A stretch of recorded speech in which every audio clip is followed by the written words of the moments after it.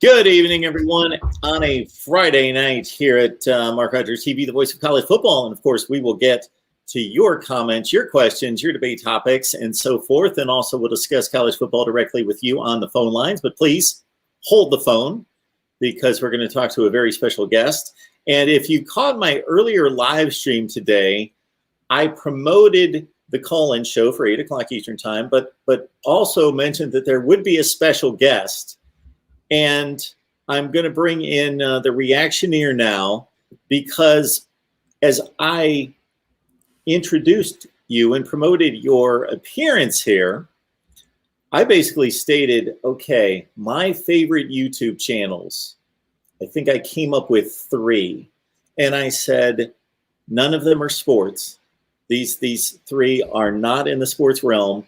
And these are 3 individuals that I have to see, that are my favorite, that bring me so much joy, so much entertainment value, and are so poignant and insightful in much, much different ways. So this is a tremendous honor, and I am looking so much forward to this discussion. So this is the reactioneer. So we will leave his YouTube channel link in the live chat, and I would hope and encourage and that everyone would jump in over there and check out his work.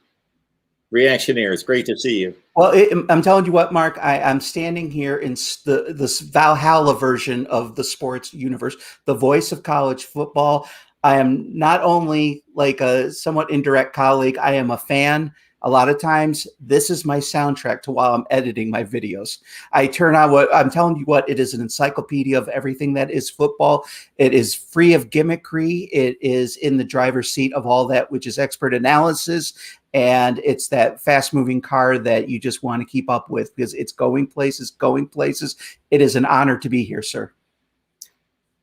Well, YouTube has connected us, and YouTube has connected a lot of people out there, both in the sports realm, in the college football area in which I work, but also in an area in which just about everybody lives, and that's in the music world. That we, music has such a quality of bringing to memory experiences, and to take you to a different place in time, to, of course, be a great emotion generator as well. I'm going to ask you, because you're going to do a far better description of your channel than I ever will, but then I'm sure that will prompt me to remember all the moments that I've been sitting up late at night in my bed, thinking that I need to go to sleep, but I just couldn't stop watching video after video after video after video of you responding to my favorite artist. But I know that you respond to others. And if you would simply just, as we leave the YouTube link in the description section and also in the live chat as well, just let us know what you do, how you came up with the idea, and the purpose and the mission that you have on your YouTube site. Yeah, well, I think there is something about musical discovery that is amazing. It's like when you play a certain song that has always been close to you and you play it for someone else, you kind of get that thrill watching someone else take in the sounds that transformed your consciousness, watching them transform their consciousness. It's a vicarious thrill, a way to kind of relive once again, even though it's like removed 2 points away, but still you kind of get a whiff of that fervor. And I originally set out to experiment with musical therapy. I wanted to talk about what was important to me. I had a lot of twists and turns, as we all had in life, that kind of left me at a bad place. And I'm the type that you can knock me down 5 times. I get up, though, each time. So I said, I'm going to create a channel. I have no idea who's going to come. Maybe 5 people show up to the party. I want to explore artists. I want to not only just say, wow, this is a great song, I'm discovering this. You can watch me discover it. I want to understand why this is such a great song. Not just say, oh, this was great. I want to understand why it was great. And I really wanted to set out to make a positive channel, meaning that if it's not my favorite song in the world, I still want to pick on the components that really almost geared me toward illumination. Okay. And so I want to bring other people along so we can discover this great music. Music is the language of God, I think, in some ways. It's the one thing where we could leave our preconceived notions about other people at the door and kind of bask in the same glorious glow of musical enrapturement. And it takes us to a different place for a few minutes and hopefully kind of changes our perceptions about the world. And but I'm not going to try to aggrandize it or anything. I mean, at the end of the day, it's just a dork like me sitting there reacting to music. But you know what? I want to create an atmosphere of fun for people. You don't have to worry about the world here. We're going to go on that special ride. So I'd like to let everyone know that's watching, everybody in the live chat, that we are going to talk college football tonight. Yes. That we will have the phone lines open a little bit later at 860-325-3687, as we typically do. And you can leave your comments, your questions, and your debate topics in the live chat. And also keep in mind that I titled this, Who Will Be Kicked Off the Island or Brought Onto the Island? And I will explain that topic a little bit later in the show. And we are going to talk some football with a reactioneer as well. But I want to know a little bit more about the channel and the inspiration. So your selection of songs, your selection of videos, obviously there's a request portion of that. But is there a certain genre of music? You seem to be very eclectic in your space and in your appreciations. Oh, yeah. If you were to put 10 people representing different parts of the fan base in one room together, they would not have anything to agree upon. My Beyonce fans don't really gravitate toward Elvis. The Elvis fans don't really gravitate toward Beyonce. I pretty much like everything. 90% of what I go off of is the request list. There's a couple conditions. One, I can't have had or heard the song. But the only time I'll make an exception is if it's like a live version, because live versions tend to bring a whole different array of viewpoints and different revelations. Like, for example, Elvis, you could take one, like when you think of Suspicious Minds, there are so many different versions of that. And I'm telling you what, the Elvis community seems to be pretty much locked on which ones are the best versions. Also like Bridge Over Troubled Water. So I will react to something if I've heard the original recorded version, but not the live version. But I don't want to sit there and do songs I know really well. That's why you'll never hear the Beatles on mine, because I think I pretty much know the Beatles back and forth like you know Elvis. So Elvis is still my discovery phase. I grew up knowing the hits. But I said there's a more of a gold mine under here, and it's worth plowing through. And I'm telling you what, I'm finding that a lot of the B-sides and all that are more of the treasure trove than the hits themselves. And that's where the passion of it comes. There's inspiration. Because it is new as long as someone's discovering it. Elvis isn't going anywhere. He will be talked about 200 years from now. So the inspiration is I want to give spotlight to these artists. I want us to have a good place to go to because not talking politics or anything, but we are in a world that is just so polarized right now. We need to really, push things like football, music, things that were always pretty much outposts that people could leave certain ideologies at the door and both enjoy together. And those things are in danger of that. And I don't want that to happen. Absolutely. So I want to apologize, and I want you to understand that my time's somewhat limited because I'm running about 50 different directions. So I would catch the other videos, but I catch all your Elvis videos. Mark, I'm surprised you have time to even catch the Elvis stuff, because I'm telling you what, I'm up at many times throughout the day and I get that Mark Rogers is live and I'm going, the man who does not sleep. New York is the city that doesn't sleep. You are the YouTuber that doesn't sleep. I don't know how you do that. I don't know what you're made of. I don't know what your constitution, because you have this energy and you're there a lot. And I'm telling you what, that's amazing. I am so in awe of that. My son and my daughter, they are 24 and 21, and they would swear to you that all I listen to is Elvis Presley. Now, that is not the case. That is not the case. I'm a child of the 80s. I'm a child of the 80s. I love Springsteen. I love Huey Lewis. I love Madonna. John Cougar Mellencamp. I love probably my second favorite act of all time, the Supremes. I love the Supremes. Hey, Detroit here. Beatles as well. Yeah. And they're in the more recent genre, I would think, not that this is super recent, but in the last 15 years, my favorite artist would be Pink. Okay. She would most likely be my favorite artist, but they would tell you that it's Elvis all the time, and I don't know what it is, and I'm going to ask you so this is my Elvis discovery. I would love to know. I wish I could go back to 8 years old again and know exactly the time and place and the material, what it was. Because the first thing that I remember was there was a record produced by Pickwick. I couldn't even tell you what else they've produced because Elvis was an RCA guy. So his legitimate albums were produced by RCA, of course, but there were all these knockoffs from Camden and Pickwick. So anyway, in preparing to go to school in like second, third grade, and this is actually before Elvis passed away. This is like a year before. I became an Elvis fan about a year before he passed away. I'm like 8 years old, and this record promotion was on the station, our local station in Cleveland, Channel 43, that would play all the cartoons and all the, the kids programming in the morning. They would show this Elvis record promotion like almost every commercial, and I was just mesmerized by this guy. I was like, who is this? And he's amazing. And so I just had to have this record. And I sent away for the record. I got the record. And it was now to listen to this album, not that there's not good music on it, but it's just this potluck, just random throw together, just songs from there was some crazy packaging. 70s. It's just a garbage collection, but it's him, so there's good stuff in it.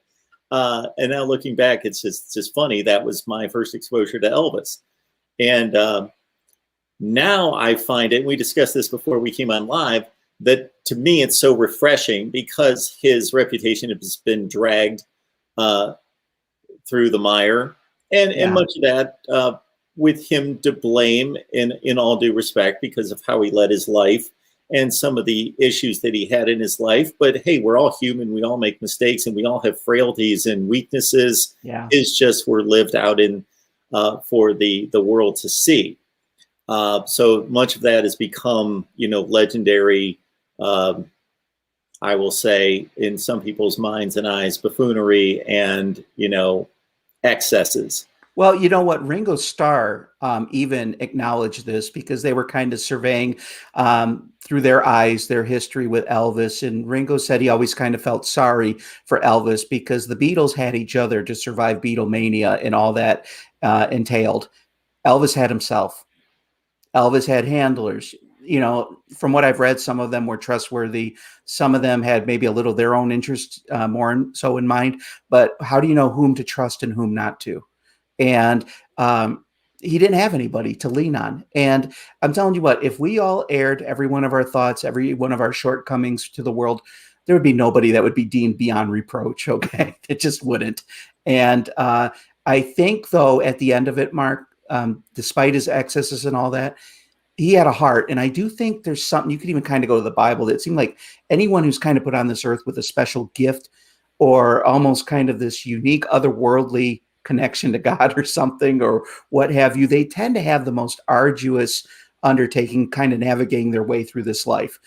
Their gift almost makes it harder. And it's not more of an excuse, it's more of an explanation.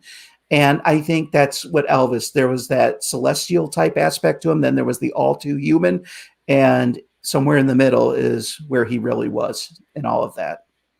And that's why 43 going on 44 years after his passing, why I'm uplifted when I see people discover his greatness. And so my question to you is, because I think back on my discovery and it's been so long ago, and as an 8-year-old, you're wowed and your response is going to be to different components than it would be as a 20-year-old or a 40-year-old. But it's just always lasted with, now I've appreciated different styles and different performances and different reasons. But I've also seen the flaws and the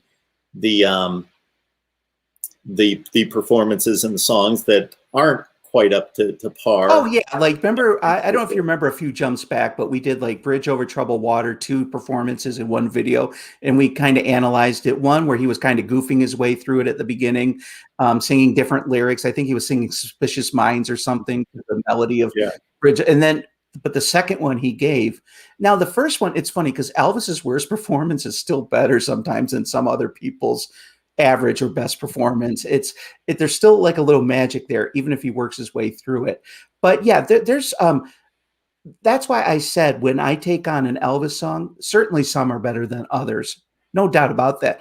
But what I try to do with the ones that I see as like subpar compared to other ones, I pick out what I like about it and really don't focus on what I don't care about that, because I really want to keep it positive. It's not really a critical analysis.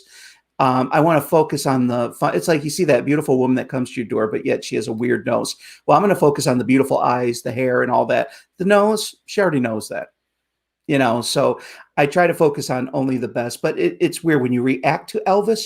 There are two engines revving in that head of yours. There's that kind of 8-year-old kid that you described. There's that me. I'm in the candy store. It's all free. I am ecstatic, tripping over euphoria and laughing it over. And then there's that other part where it's the adult mind that is trying to pick apart each component and saying, okay, I'm trying to dissect this wizardry here and figure out how Merlin and everybody were able to concoct something so magical. And so I have like 5 different mechanisms of which I'm going at this as. And so sometimes the kid in me comes out. I'm just like screaming all over the place. Then at other times, I'm just trying to kind of tap in more into the intellectual side. And it's different each time. It depends where you want to go. But it is amazing. I love it when you see a 20-year-old listen to a song and you see them moved. They don't have that cynicism of, oh, this is old or this is my grandparents' music. They're just in a direct line with Elvis Presley and the spirit he exuded, and they're connecting with that. That's amazing. It just is. Yeah, and that's what does my heart good, is to see, because over the course of my life, I've run into people and the reaction is typically either they already like Elvis, or if they don't, they know the legend and the caricature. So they're cynical. They're he's a cover artist. He's a this. He made bad movies. He's a Vegas act. He's really not that good. Or it's just he's just a 50s rocker and it's just Hound Dog Jailhouse Rock and all that stuff's okay, but that's that, and it's really not anything that's going to resonate with me. You just tapped into something though, Mark, because that's what's great about these reaction artists out there, whatever you want to call them, is that a lot of them don't go in with those preconceived notions of who Elvis is. So they're listening at the raw aspect of it. They have no filters there. There's nothing to steer them. That's why I won't listen to, I won't read up on a song or anything, because you got to fly blind with these things, because that's when you're going to get the rawest and purest connection. So the 20-year-old that's listening to Suspicious Minds, they don't know the Elvis history. Half of these kids haven't even heard of him. And that's what it's magical, because all the pretense, everything that you might have, any bias that might be innate, is not there. And that's when you realize Elvis was the genuine article, despite all the frills that were put over it. It's like that cake that was just made beautifully. And even though the frosting and all that made it even look a little cheesy at moments, underneath it, though, the cake is real. It is so real. It's vibrant and it's eternal. My son is 24 years old. And just to show you the imprint, I guess I'll say, that I've left, even though my daughter's 21 now, she can appreciate Elvis's talent, but she doesn't want to hear it. She at one point told me just a few years ago, she said, Dad, I do think that Elvis is a really good singer, and maybe I would like his music, but I already feel like I've heard a lifetime of it already, so I don't need to hear any more. But my son, he loves Elvis. So his favorite 3 artists are Kendrick Lamar, Frank Ocean, and Elvis Presley. So you talk about that is cool. That is, yeah. And I like that your daughter, I think, is well balanced in the way that she approached that, because there are plenty of times, has there ever been a movie or something that someone says, you got to see this, and you're like, listen, when I say it's not for me, it doesn't mean I don't like it. I'll give you an example. Harry Potter. Everybody was trying to get me into that. That whole world doesn't appeal to me. I'm sure it's very well written. The stories are very well crafted. The characters are really fleshed out properly. It doesn't matter. It just doesn't make that imprint with me. But it doesn't mean it won't for anyone else. And that's why I love the fact that we got so much different selection on our channel. There's something for everybody. There's some people that like more of the R&B or hip hop stuff that don't really care. I'll tell you what, my lowest rated videos tend to be some of the ones I had the most fun doing. I love bringing out sometimes stuff from the 20s and 30s too. That's fun for me. A lot of other people in the world don't care about that. That's why it says 17 hits for some of those. And the next one could get 1,200, for a current artist. But that's fine because I go by what's more that drives my curiosity more than I'm not just out trying to play only numbers, or I wouldn't play some of those offbeat songs. So what's fun for me to hear, because I've experienced it through my life, because of when I grew up, there's a disdain in some quarters for Elvis's music, and again for people that never gave him a chance. And so I've come across a lot of instances in my life where I've said, just listen to this or listen to this, and then the response has been, wow, I really didn't realize he was that good. Yes. But my son, it was so funny. This might have been about 6 months ago. He calls me one night. I'm at work, and he calls me and says, "Dad, I came over to your house. I'm showing my buddy That's the Way It Is." And he said, I said, "Well, what's he think of it?" I think this conversation started over text, and he's basically like, my buddy can't believe how good he is. And, my son's had that response from a number of people, because you can imagine his peer group, their response is typically, Elvis, I'm not going to like Elvis. And he's like, just watch this, just listen to this. And then the response is, oh, wow, this is Elvis. I think that's the drawback of having these hit songs, because you think of things like Motown, Elvis, the Beatles, they've been so institutionalized that it's just been, we've been mapped it all the way through over and over again over the decades. And pretty soon you kind of see their iconic imagery more than their artistry. I remember I was just going over My Girl with the Temptations the other day, and I'm thinking something you hear on the radio and wherever you're driving, it's been part of America's soundtrack for decades. But I go, wow, I'm actually pulling this apart, how each of their harmonies are so moving, and the way Smokey Robinson wrote the bridge to it with that beautiful string instrument. I go, this is really, I totally lost the institutionalization of that song and tapped into its original power source once again. And when, like you said, with that Elvis, that is the greatest thing. Because I'm going to tell you what, 99% of what I notice, what other people are coming into the Elvis world are noticing, that a lot of those B-sides and filler songs sometimes are just as great, if not better, than his mainstream hits. I could go on his first album and find probably 3 of my favorite songs I've reacted to were not the hit songs. Yeah. Absolutely. And that's the glory of Elvis. You get past any kind of bias you have going in there, pretend like you've never heard of the man before. I guarantee you will be illuminated, at least on some level. Yeah. Have you noticed that, and I might be wrong in this because I don't mix it up with other musical fan bases much, that Elvis fans are a little territorial? We're a bit, we can be offended at times. Oh my God, you're not kidding. Our boy. I think first of all, I would say the Elvis community in general, almost everybody was very accommodating. They knew I was that nature boy lost in the woods with nowhere to go. And they're like, we have the compass. We will help guide you to, the Elvis well that you could draw from. But you had a couple people there that, one, I don't know why they would yell at me, because if I'm going in flying blind, I have no idea what the best version of a song. Why the heck are you playing this song? This is the better version. You don't know what you're talking about. Or I think I said something wrong once, and it was a trivial thing that I got up. And one guy said, once you know what you're talking about with Elvis, then put up videos. Until then, shut up. And I'm like, okay. I go, listen, I'm a novice here. I'm supposed to be the beggar being led to the banqueting table. Okay. So I'm not coming in with any kind of knowledge base about hardly any of this, but I would say 98% of the Elvis community has been overextending. And I'm going to tell you what, Elvis was such an impactful artist that it was one of the only 2 artists on my channel where I actually said, I'm devoting a day to their work. And as just out of the blue one day, I go, would you guys be cool if we did like an Elvis Sunday? And I didn't know that from then on. I'm hearing it from people all the time, Mark. Oh, wow, my grandmother she looks forward to Elvis Sunday. I load up the computer for her or the tablet so she could see the videos.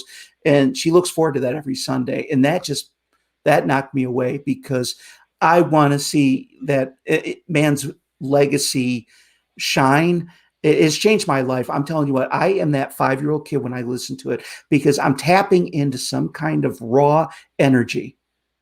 And it just is amazing because tomorrow is when I'm laying down my stuff for Sunday's presentation. Saturday, oh my God, it's like that effervescing or something. It's like, I know I'm going to have communion with one of the greatest performers ever, artist, performer, entertainer, whatever you want to call it. He was a force of nature. And it's so sweet. It is so sweet to be part of it. Well, you know that you're urging me to get more sleep, but unless I'm mistaken, you post these videos for Elvis Sunday rather late on Saturday, and that's when I catch them is overnight, and that just extends my sleepless Saturday night many times. It was funny once because while I was editing them late Saturday night, I had your show playing, and I was listening and enjoying it during the college season. And then you mentioned in a later broadcast that it was after you got off the air that night that you were listening to the Elvis videos while you were putting your stuff together. And I thought, this is cool because I'm telling you what, that's what I like about your show is you get the visual engagement, but there's also such great, well-executed commentary that I could be cleaning the room and hear this and not miss a beat of what you guys are talking about. You guys don't go off these tangents. It's not... Sometimes sports shows on the radio could have like a lot of gimmickry, a lot of stuff that takes away from the substance. Like I said before we went on the air, your show is the meat. Some people go for the garnish. Okay. I'm not about the garnish. I want the intellectual side of it. And that's one thing I don't see a lot in sports shows where it says, this is really well thought out analysis. It's not trying to be about flash. It's trying to be full of substance over style. And some people, I think we live sometimes in a short attention span mindset in America. And I think it's almost like that. I go, gosh, listen to Mark Rogers. Because at first I said, I got to check out what this is about. And I'm going, oh my gosh, they're really laying it out. Different people, guests from different, represent different fan bases for different teams. So it's tailored for each discussion based on the team. I said, this is amazing. It's almost like you don't want any kind of ESPN or anybody to touch this kind of stuff. It's too organic. It's very special. And you guys have put this all together. I'm so wowed by it. And I try to tell people on my channel, this is where you got to go to. Even on Facebook, I'll say, if you have friends that like college football, I'm steering you toward the best place to go. Because you know why? I will never endorse something that I don't enjoy myself.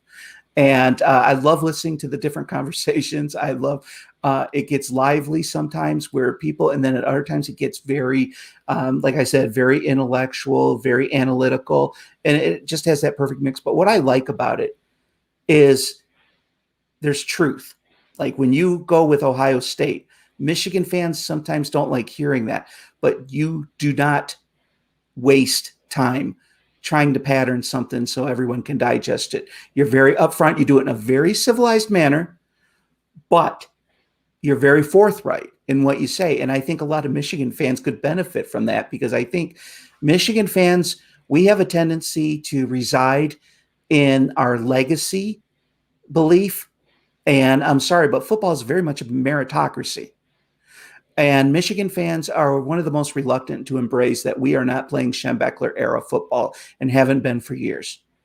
And with Harbaugh staying on, I didn't mean to seg into this right away. I'm sorry, Mark, but I just had to say it because I like your approach with it. When you get together, his name eludes me right now, with the gentleman who has the very good Michigan show. Steve Diggs. Love it. I love that two gentlemen from different sides of this can have a meaningful discussion, still be about your respective team, and yet the results are fruitful. And there's not enough of that going on in analysis, like when you get two Michigan fans and OSU fans together. No, it's about who gets the first black eye. And so that's why I consider this kind of like your show is like the oasis in the desert, while a lot of people are busy trying to seek out mirages, kind of. So I'm very thankful you got this going on. I tell anybody and everybody I can, and that's what I want all of your viewers to know, that if you ever hear of a great restaurant, a lot of times it's more about word of mouth than it is any ad you've seen. Word of mouth is still the most powerful thing. And I do believe that if you're getting something out of any of these YouTubers broadcasting, you feel it benefits you, the least you could do is spread the word. Spread a link. You might get 1 or 2 people that will go there, and then that might lead to 4 people. But it's important we support this kind of programming. It's rich. It's also unencumbered when it comes to other people trying to stick their hands in it. You still have a lot of autonomy over what you do with yours, and you don't. They say you'd rather own 100% of very little than 5% of something very big, because you can grow with it. You have more pieces of the pie. And so I'm telling you guys out there, this is the best game in town. Mark didn't pay me to say that. I'm totally saying this. You can look on my past post. I've always endorsed it. I highly encourage you, because this kind of thing's valuable. And in the day and age where internet people want to clamp down on things and get their hands involved with censorship, no, this needs to be one of the last protected frontiers. That's me. That's just my point. You bring up the name Steve Dace in our weekly segment that we produce, and I will liken your approach and your delivery to Steve's in this way, because my delivery, my approach is very much as you described, meat and potatoes, and I'm very direct, and I sometimes would love to tap someone like you and instantly be able to spin a phrase, turn an analogy like you can. But that's just not my way, and my style is not going to change. I'm too old to have it change. I am who I am. And but you and he both have a way with words. Again, I'll say spin a phrase, come up with an analogy that fits the moment, that fits the situation, that fits the example. Just have a way of, and I'm sure we would see it in a sports discussion that we will get to here in just a second, versus what we hear from you on your music videos. And music certainly lends itself to the visceral, of course, and being able to express yourself in that way. But I very much envy your ability to connect with your audience and to communicate in the way that you do, your feelings, your thoughts, and how your music experiences connect with you and with your audience. Well, that's interesting you say that, because I listened to your deeply well thought out analysis, how you could track all these teams concurrently, figure out what's going on with each team in depth. And I feel like I'm the village idiot. How is he tracking this with his mind? How could he do this? So I'm telling you what, I would trade my turning of a phrase or whatever into that, because you have like a supercomputer head for all of this. And it's like near genius level. And I don't even know, because I'm not a genius. I would love to be able to have that. And so I think we all have traits that like we can admire from other people and saying, I wish I had a little bit of that. But like you said, I can't become that mental supercomputer like you can. And you said you can't really do turns of phrases like I can, but that's okay. We each have our own little thing going on, our own little thing that makes us unique. And I'm telling you what, that's why I like about your show. You could come out flashy and play some little, those morning radio shows where you play those dumb little noises and all that kind of whack pack kind of stuff. And it would just totally be lame. And I said, like meat and potatoes, you got there's no one that does what you do in that way. And I think I think there's also an underreported amount of people that are in the sports world that like the intellectual analysis instead of the more kind of, we're going to make it flashy, have some graphic cut in every 10 seconds, you're not short attention span theater. But I think you're also in a good place, because people are starting to listen to like Joe Rogan and stuff.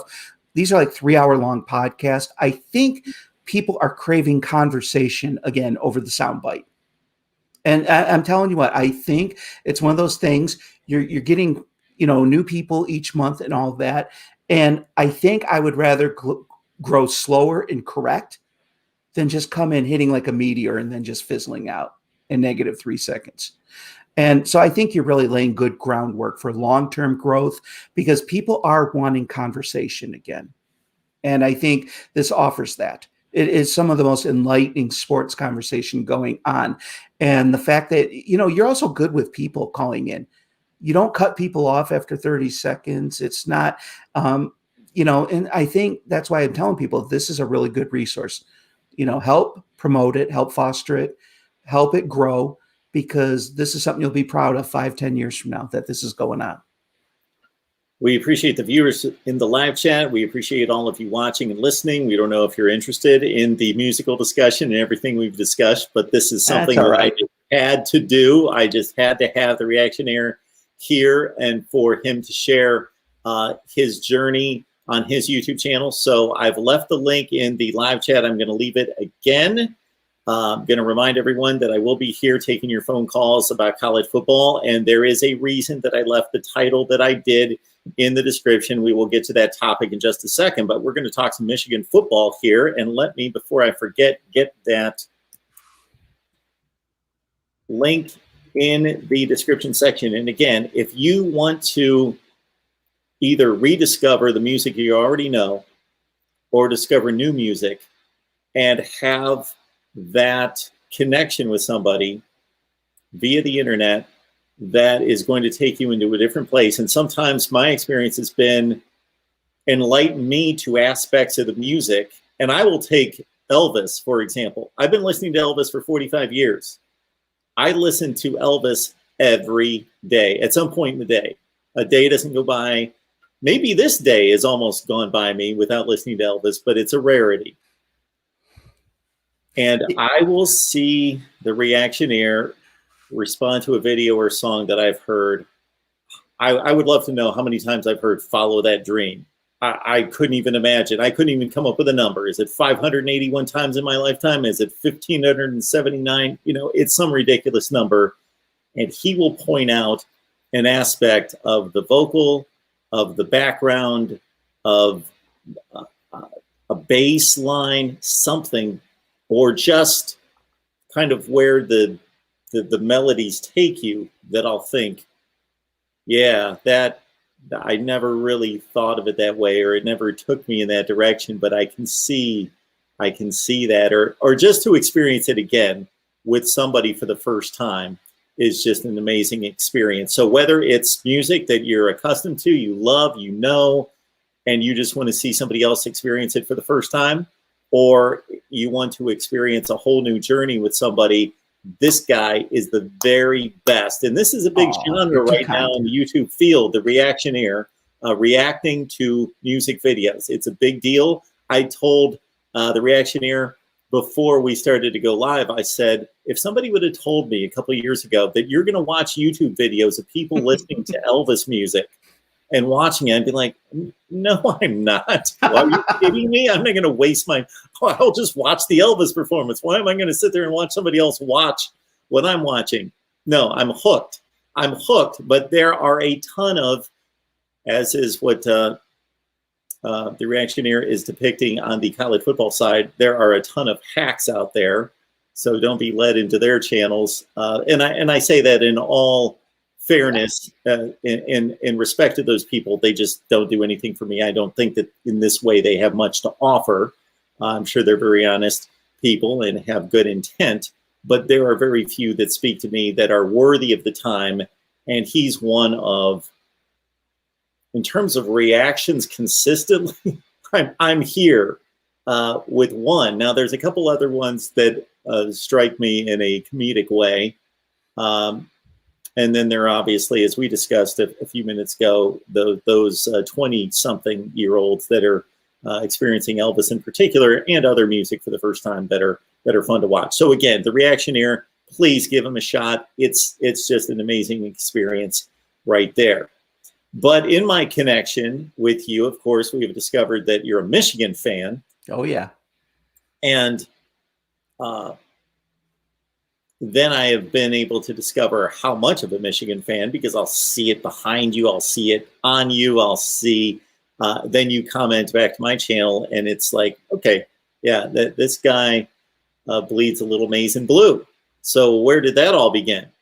Well, I'll tell you what, A lot of people tend to be led to their football passions because of a parent, or, I was an oldest child and I had a dad who could care less about sports. So I kind of was that pioneer going on a Michigan, Oregon trail of my own. And I discovered, Michigan State.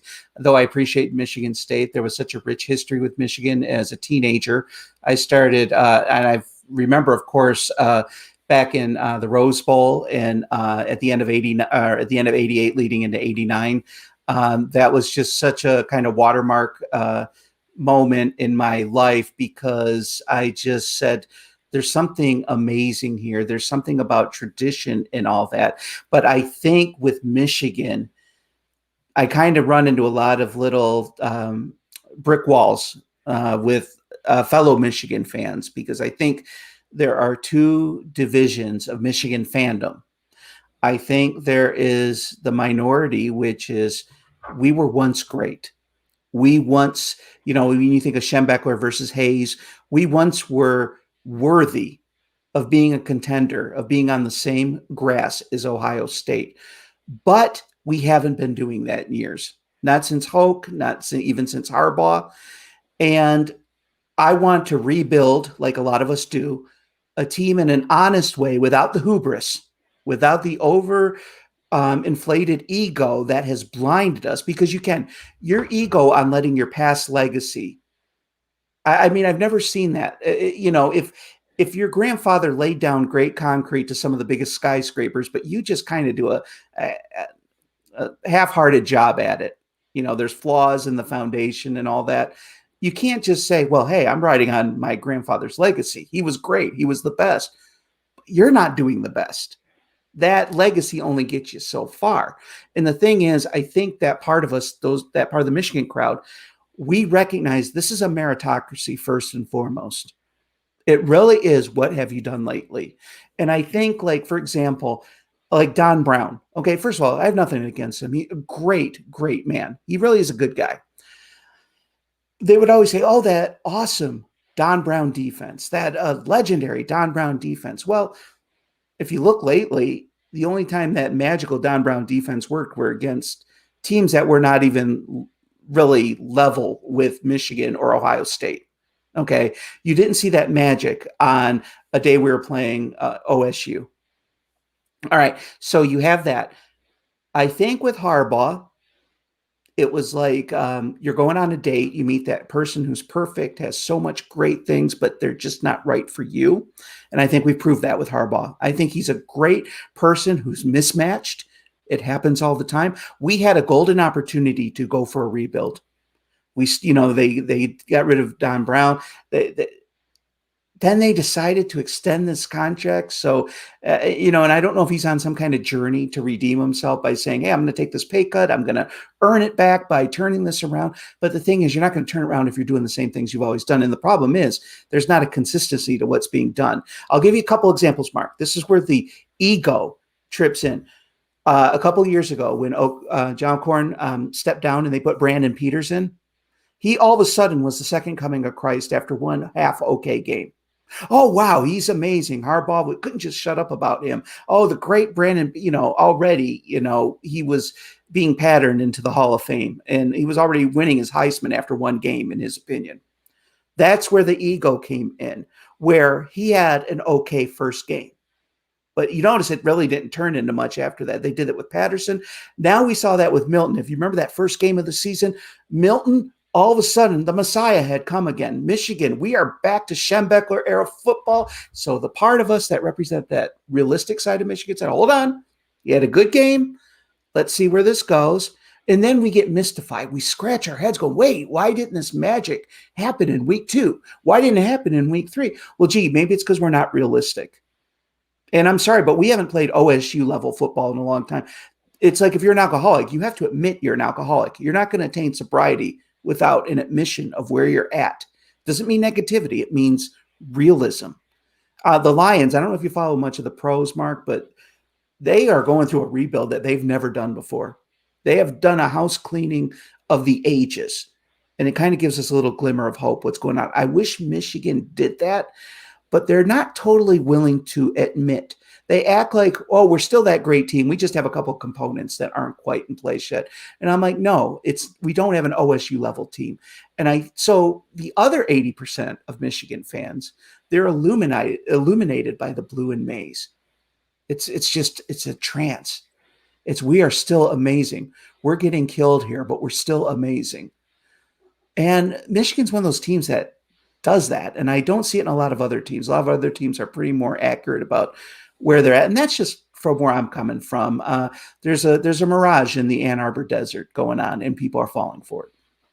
So I'm guessing that when Jim Harbaugh was hired, you were excited, because I know as an Ohio State fan and just as a college football analyst, I thought it was the perfect fit because, as you mentioned, sometimes there is a perfect fit that seems to be obvious, but in practicality, in actuality, it turns out not to be the case. But as a Michigan man, as a guy who mentored under the great Bo Schembechler, as a quarterback, as a player who had resurrected all these other programs along the way, both at the college stops, most notably Stanford, and then with San Francisco 49ers, seemed to be the perfect fix for this program. Well, I'll tell you what, when the news first broke that he was coming, of course, where Hoke was leading us, nothing against Brady Hoke as a person, but where he was leading us was a very dark place. Okay. But still, even the realistic base of ours, we were ecstatic, but we also realized that the offense was so bad at that time. Defense was actually pretty good.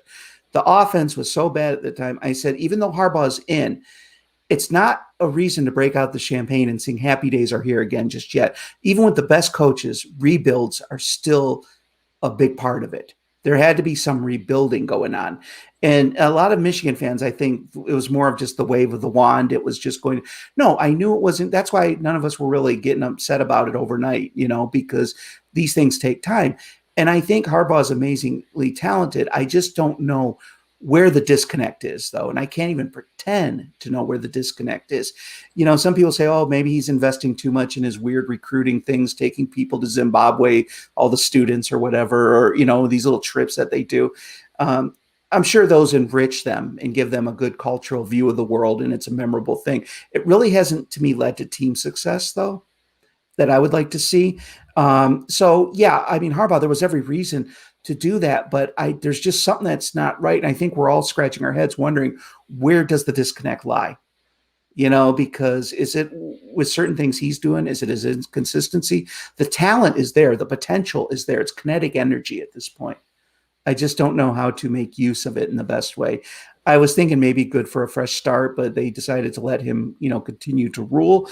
And I just hope he has different people whispering in his ear this time. And, you got to change some things, because if we just do what we've always done, we're going to get what we've always gotten. So I'm going to let him off the hook just in this one way. And I've stated this before, that if you look at each one of us in the selected career field, vocation that we operate, most likely we're able to be a success without having to compete and excel at the highest level. We're able to be competent, capable at what we do, and we're not measured against some ridiculous standard. Now, on the flip side, he is being paid as such very handsomely, way beyond what any of us can imagine being paid to reach that standard and eclipse that standard. And maybe it's just a situation in which he is up against one of the top 3 programs in the country. If you look at what he has achieved since he got to Michigan, he took over a program that was struggling, but still had acquired talent under Brady Hoke and had a really good season in 2011 at 11-2, won the Sugar Bowl. 2012, I thought they were the best 8-5 team in the country. They lost to 5 of the best teams in the country by 1 score. They were really good. And then here we are a couple of years later. Jim Harbaugh takes over a 5-7 team that was better than 5-7, and boom, he turns it on a dime. They go 10-3, finish in the top 10 in the country, beat Florida in a bowl game, and I thought they were off and running. The 2016 version was the one team that actually outplayed Ohio State on the field. They were the better team on the field in Columbus that day, and had things broken a different way, whether that was a play made by Ohio State or not made by Michigan or not correctly made by the officials, we could debate all night, but they left as a loser. Had they won that game, they were marching on to Indianapolis in the Big Ten championship and a likely win over Wisconsin in a Big Ten championship and college football playoff appearance. And who knows, as we know, what happens where there's a crossroad for a team, a program, an individual. And that might have been it right there. Well, yeah, first of all, I mean, when I say that, disappointed in that they kept Harbaugh or anything, first of all, it's no disrespect toward him. He is one of the most immense talents out there. I really like him. He has a good family. He's a great guy. Okay. He's mega talented. And you're right. He did have that great season after Hope and all that. I kind of relate it to the Matthew Stafford thing we had going on. Matthew Stafford was great, but the Lions were not facilitating his greatness. They were not making it so he could thrive. If, like, you ever look at the Lions, the offensive linemen were just not protecting Stafford, so he didn't really get a chance to execute the best of his abilities. So I don't know if, like I said before, I'm not sure where the wiring's off, because you have the talent there. Harbaugh is capable of bringing them to the championship. He has those goods. I don't know if it's within the inner dynamics of the organization, but there is a disconnect there that everybody's cognizant of. We just don't know what it is. Because I don't think it lies in really Harbaugh even. I think he's amazing, but I don't know if his arm is being held behind his back at a certain point or what, but it just hasn't been happening the last couple of years. And I thought maybe if they went to another team where his talent maybe would work better, he would probably lead that team. It happens sometimes. You go to another team and all of a sudden you're just busting out and you're just living your full potential. But I don't think it's like, I'm not part of the hate Harbaugh camp or anything like that either. Like you, I try to do analysis. I don't get emotional about it. I'm not into smearing people's personality or maligning them or anything like that. And for as much as I am into the analysis, I'm into the tangible analysis. I try not to get into the hearts and minds of individuals to determine motivations and incentives and levels of engagement or investment and those sorts of things, unless there are tangible results or tangible displays of behavior that they can be traced and tracked and trend. Otherwise, I'm working with factual data and the performance on the field to try to determine and evaluate performance of coaches and players and teams and programs. But with Harbaugh, I just have to think that, okay, that was letdown number one, that 2016 game with Ohio State, but that could have fueled a program, okay, because it's not like they were knocking on the door forever and couldn't get through. This was really their first time in a long time that, okay, they're as good as Ohio State. They didn't get it done, but hey, we're building this thing. This should be even more incentive and motivation to, hey, we've caught them. In terms of talent, recruiting, everything involved, we've caught them. Now we just need to get it done on the field.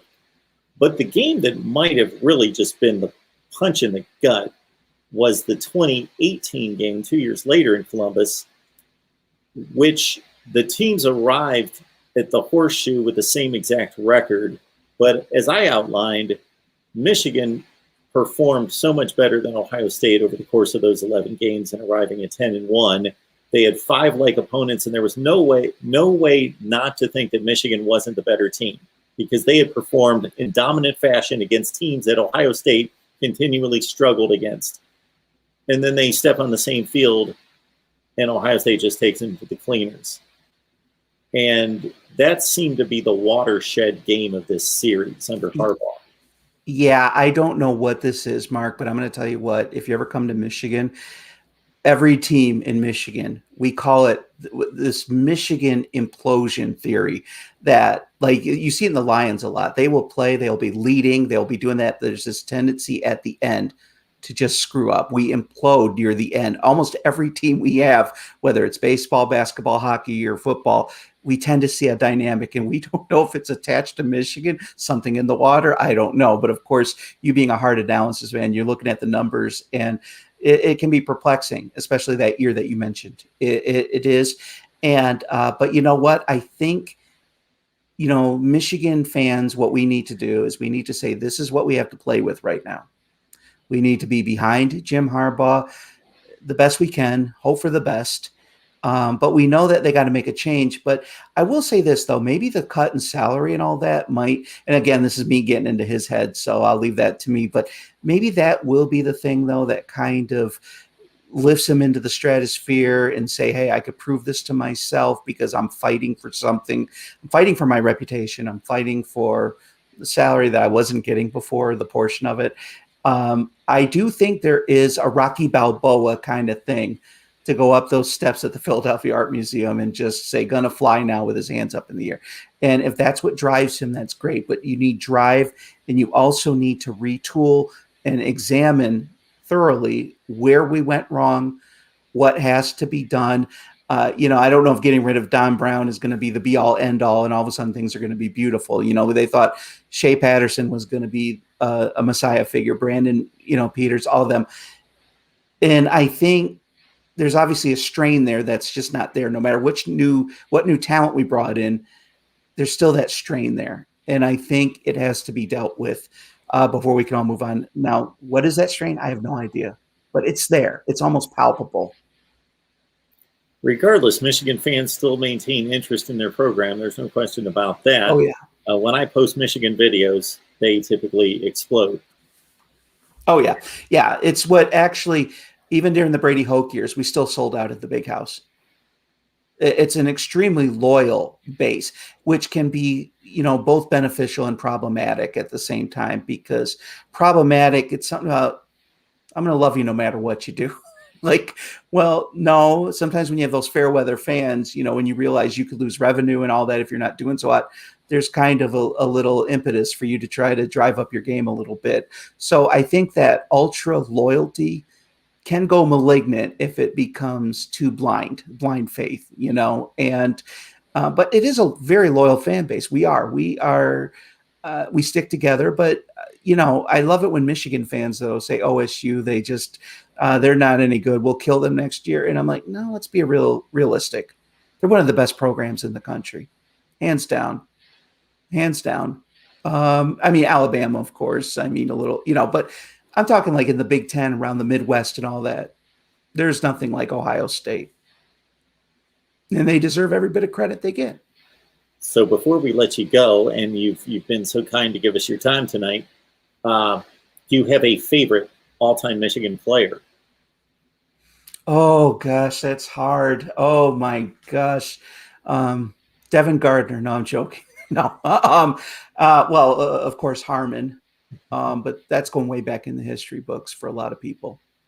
You, of course, probably know who he is. Yes. One of the greats. His songs are, people still sing songs of his glory to this day in Michigan, and will always have such a monumental impact. Believe it or not, a lot of people assume because we had Brady, people weren't ecstatic about him when he played college. No one hated him or anything, but no one saw the writing on the wall with where he was going to go in life at the time. So people now kind of pay in retrospect, oh, you had Brady, that must have been awesome. And I'm like, I didn't hate him. I didn't love him either at the time. I thought he was functional. He did his job, but he wasn't even he didn't have the notoriety when he was in Michigan that he went with the pros. And so, of course, Harmon. I'm sorry, I got to go with the classics on that one. Good stuff. He is the Reactioneer. Let me pull up his banner right here because I want to make sure that everybody knows to put this into the search bar on YouTube, and you can go right directly to his channel and check out the musical journey that he takes all of us on each and every time. And if you've caught one, then you know what I'm talking about. And once you do, then don't blame me if you're hooked. I warned you. Mark, I want to thank you so much for having me on here. Like I said, I'm a big fan. You're kind of like the soundtrack to my life, because whenever I'm doing stuff, I work a lot at my desk editing. Guess what's usually playing in the background if it's not music? It's the voice of college football. A voice I'm all too familiar with, and a voice that I'm very fortunate to know, because my football knowledge base has grown exponentially since then. And I think it's just one of the best things happening on the internet, the best with college football, definitely. Thank you so much. We thank you so much. Appreciate stopping by, and we've wanted to do this for quite some time, and you have a great weekend. And you too. You will hear from me on Elvis Sunday. There's no question about that. Oh, thank you, Mark. You take it easy now. Bye-bye. Bye. All right, that was a great discussion, and I hope somebody got something out of that. But if nothing else, I certainly wanted to have the conversation, and there was the college football connection there involved as well. And certainly there were some poignant remarks made about Jim Harbaugh's tenure at Michigan and what has gone wrong and what hope remains for the Maize and Blue to catch the Buckeyes in the Big Ten. All right.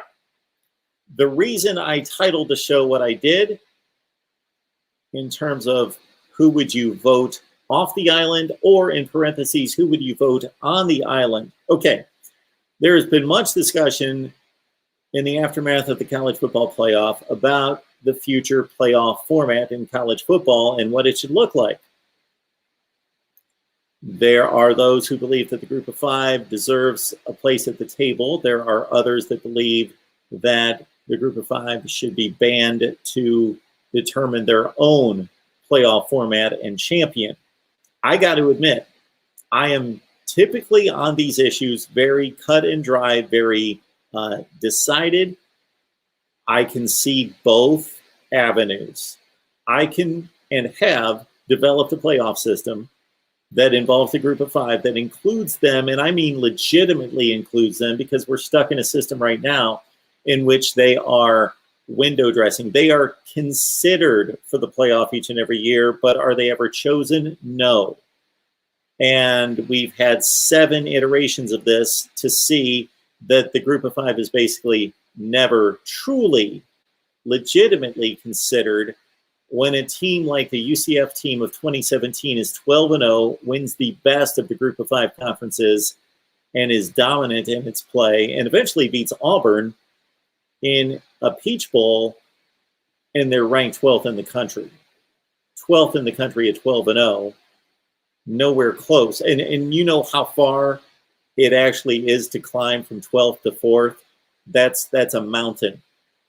That each rung in that ladder is another quality football team to lead. So the College Football Playoff Selection Committee does not truly consider the best of the group of five. So there needs to be a decision made to either formally include them or exclude them, and not patronize them and tease them into thinking that they're part of this. So my question to all of you tonight is, we see Power 5 football programs that flail and flounder year after year after year. Yes, I'm looking at you, Kansas. Year after year after year. Yes, I'm looking at you, Rutgers. Post Greg Schiano and pre, now the second version of Greg Schiano, and others like Vanderbilt and Duke in the past, in the 80s, 90s, and 2000s.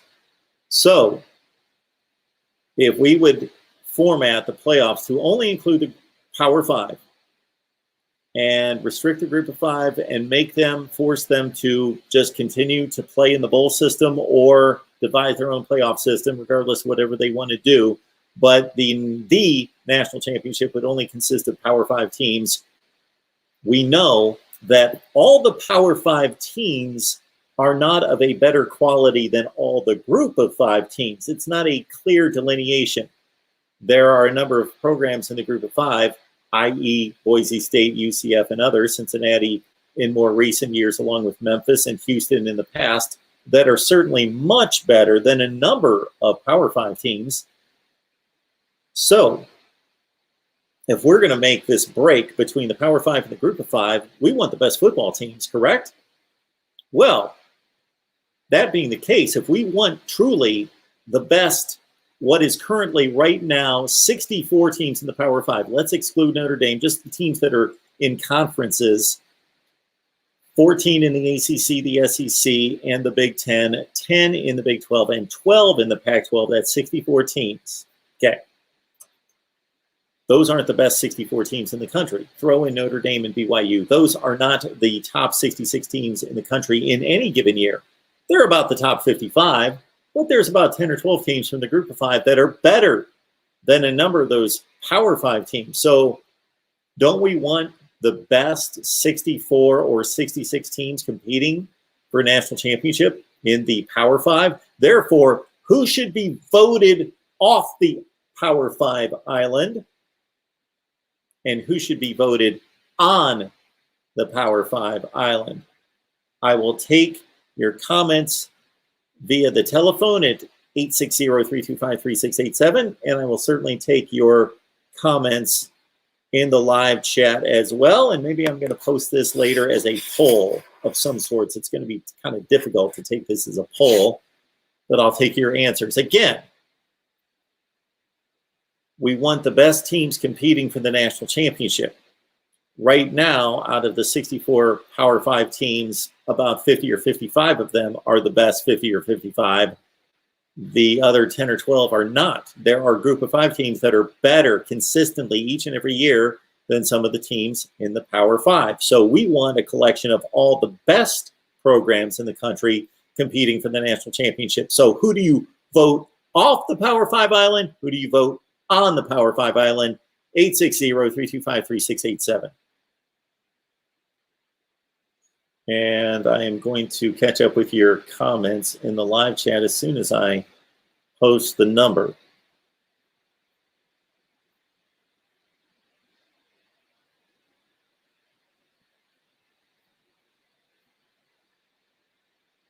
There we go.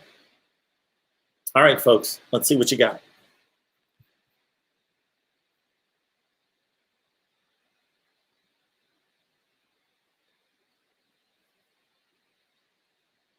One Pride Nation, I'm a Michigan fan. One Pride Nation, I hope you were with us just a few minutes ago. We had a great Michigan discussion with Reactioneer. So once this live stream's over, go back and watch that conversation. We've got the Rod Favre. The vote was completely unfair, though. Dependent fanatic. I miss when you played the Bulls and then the champion was declared by vote. Since then, bowls don't matter. The Rod Favre wants Alabama off the island. Yes, I think everybody else does as well. Mike, 3883. Cincinnati is good in football and some other sport. We don't count. All right. The Rod Favre, they need to install an NIT type of system to make the bowls more interesting. I don't know how that would exactly work, because in basketball you can play back-to-back days. You can't do that in football. How would they have an NIT format in football? I understand how they could do it on paper, but not in actuality with guys hitting each other and colliding with one another game after game after game after game. Okay, the Rod Favre says the Big East: West Virginia, Louisville, BC, Syracuse, Pitt, Rutgers, UConn, Cincinnati, UCF, and USF. All right. I so much wish that I had a database of all the information I've collected over the years, which both would include my work and just resources, because I have a realignment of college football, and you can look it up on the front page of my YouTube channel. Just look up college football realignment or conference realignment, and you will find my 72 teams fit into 6 conferences, 12 per conference. And my Big East looks something like that. But no, it's more regionalized.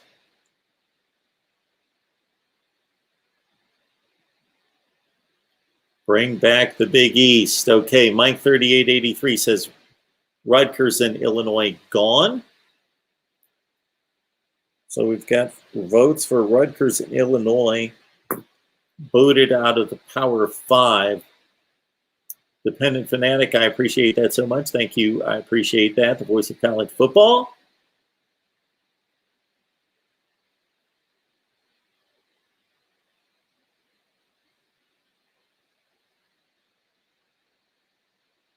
Oh, we've got a big news item coming to us. Thank you, the Rod Favre, 5-star running back Raleek Brown commits to Oklahoma. So we will need to look at that. Raleek Brown to OU. Good stuff there.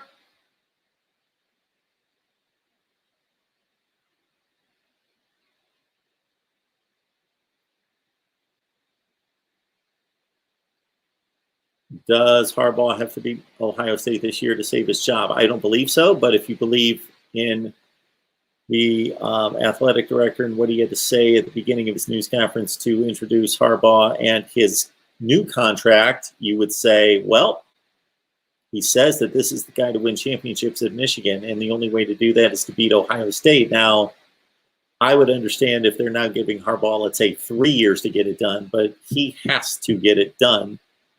Maybe they mean this year.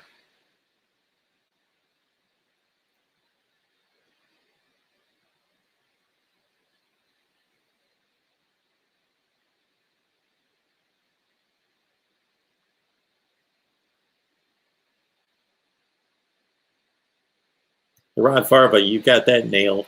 Harbaugh went from ripping his players for messing up to putting his arm around them. I have noticed the same thing.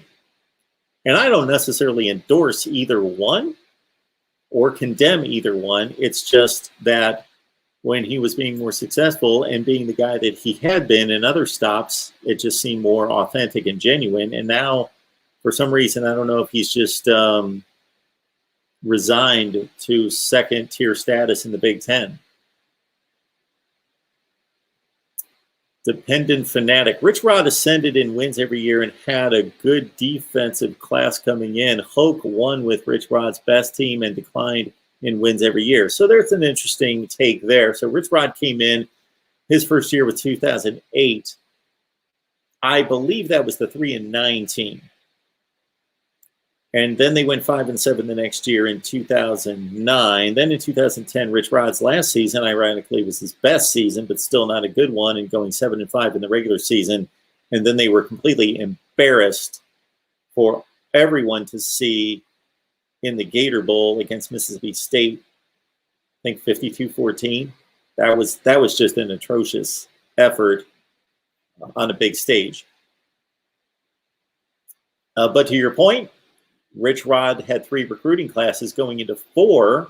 Brady Hoke took over, and then Michigan enjoyed its best season in a long time in 2011, their best season since 06 and 11.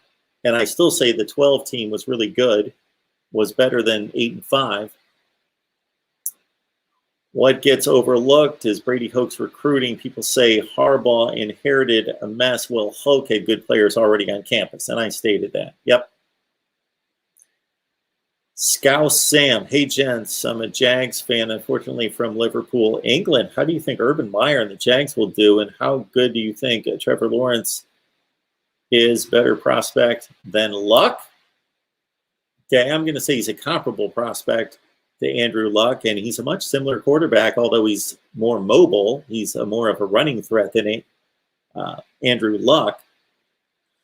And I will say Urban Meyer will succeed, and Jacksonville, if he's given the right personnel, and will probably have a hand in much of that. Rich Rod's offense has worked. It was their poor defense that hurt them. You can't run a 3-3-5 in the Big Ten. Absolutely.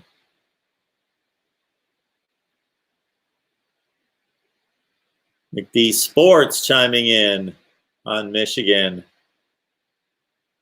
Rod Favre says Rich Rod tried to change the culture. That hurt him.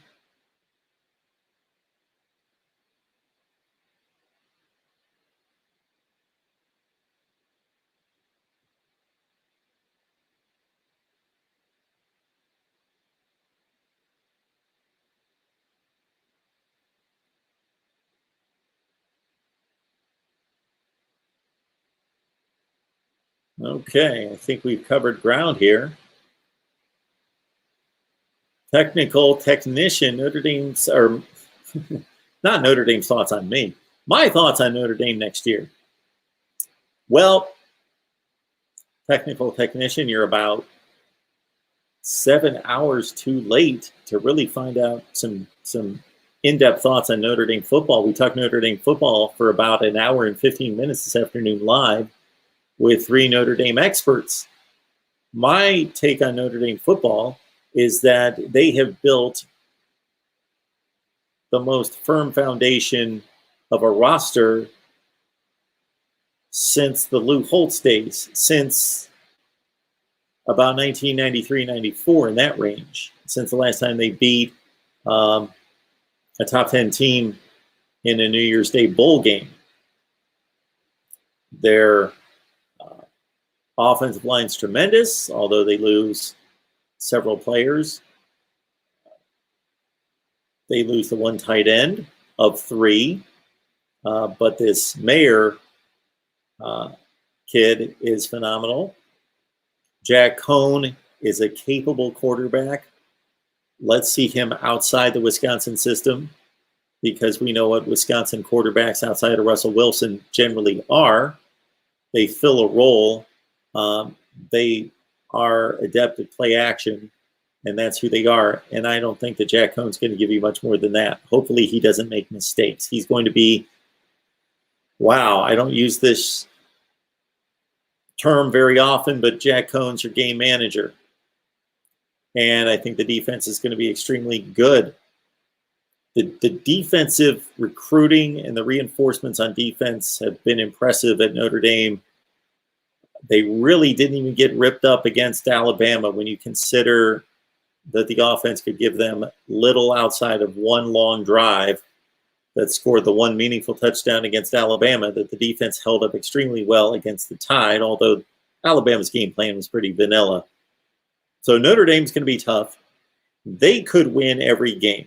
There is nobody on the schedule that will beat them for sure. Now, they do have a difficult schedule that is highlighted by Wisconsin and USC. And is anybody else really, really good on their schedule? North Carolina, USC, and Wisconsin. My guess is that Notre Dame's going to go 10-2. That's not a final prediction. The final predictions come the week before the season, so don't hold me to that. John, always grateful in you letting people know that they need to hit the like button. Technical technician Mark, I'm sorry I missed the live show. Mama needed a new pair of shoes. My goodness.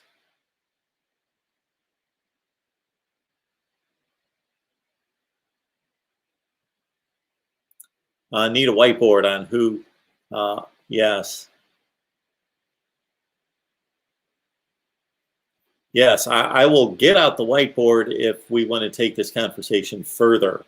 So again, for anybody just joining us, the topic of the night is framed like this.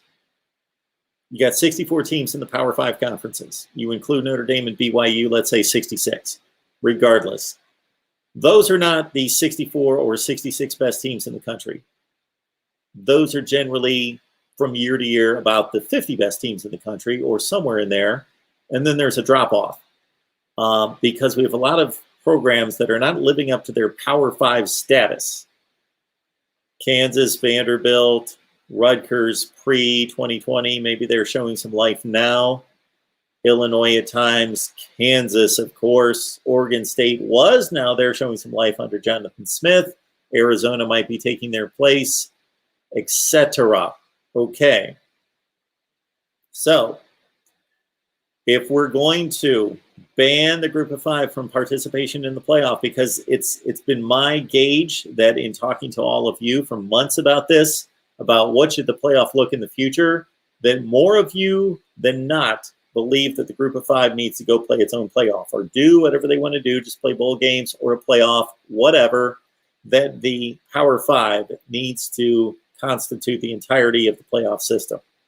Okay, if that's the case, then we want the best teams to consist, to the Power 5 to consist of the best teams.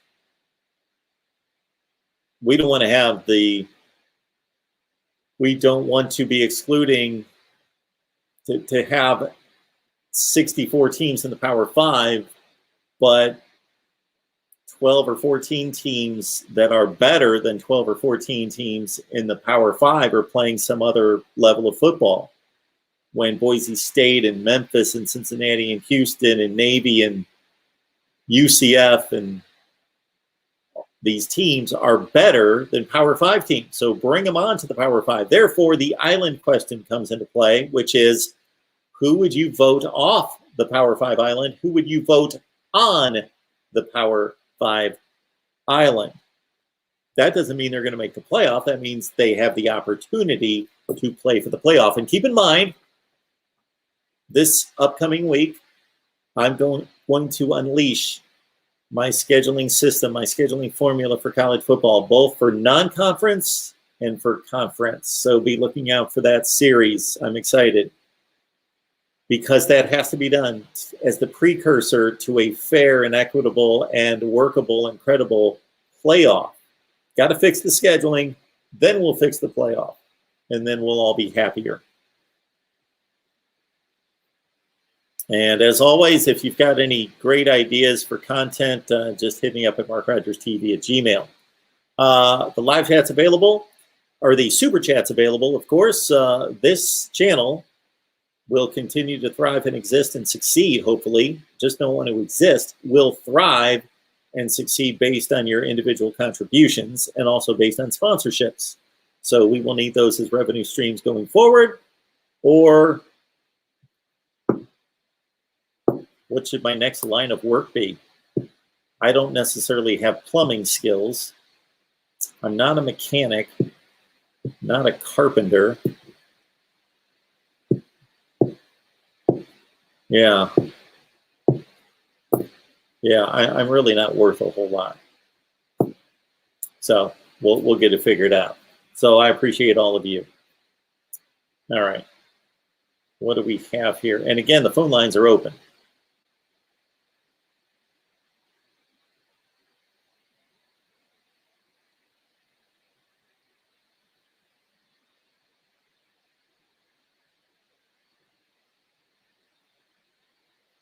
Troy V is saying Cincinnati in, Illinois out. They have to prove their worth to get back in. Vote Cal out. Mizzou out. The majority of the ACC. Caleb wants to put IMG in the Power 5. And again, there's the vote for Cincinnati in, Illinois out. Caleb likes Cincinnati in. Vinay says out with the team up north. James Scott letting everybody know to do your Amazon shopping. Boy, I got to tell you, I'm going to admit to just a little bit of frustration here that I got to think with 24,000 subscribers and my typical video gets watched by about 3,000 people, that there would be a number of those people that do Amazon shopping. Actually, I heard a statistic. It was sometime in the last year. I couldn't believe it. That like 60% of the shopping in America is done on Amazon. Not all of the shopping, but the online shopping is done on Amazon. So I got to think if 60% of those 3,000 people, we're talking about like 1,800 people, that if those people would go on Amazon, do their shopping using the link in the description section that I provide, go to the description section of any video, grab that Amazon link, put it somewhere where you're going to remember it.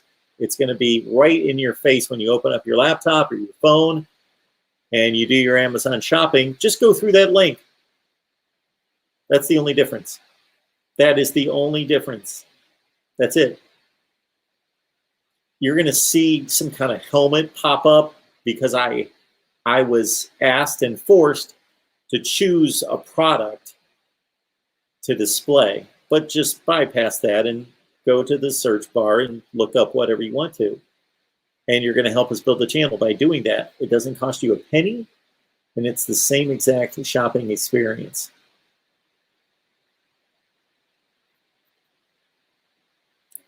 Fire Justin Fuente. I believe we know where this person stands. Okay, this is the reason why Fire Justin Fuente. The 14-team playoff is not just short of ideal, it's a disaster. No buys. I'm going to cut a video, and it's going to be called No buys. I should do that. I am going to do that. I just have to remember no buys.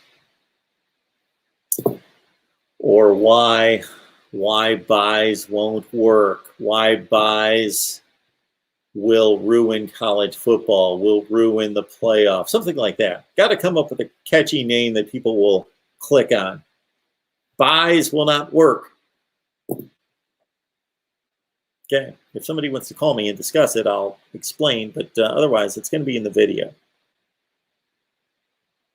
Florida State's going to beat Notre Dame on September 5th. Of course, don't forget to hit the like.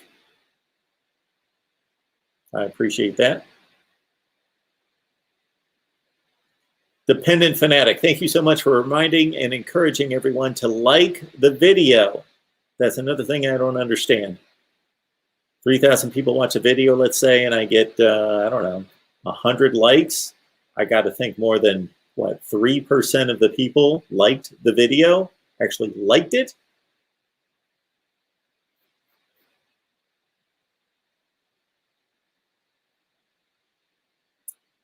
Fire Justin Fuente, bye buys.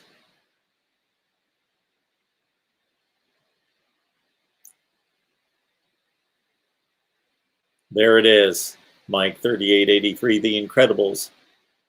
No capes, Mark, no buys. No buys. I'm going to get a shirt.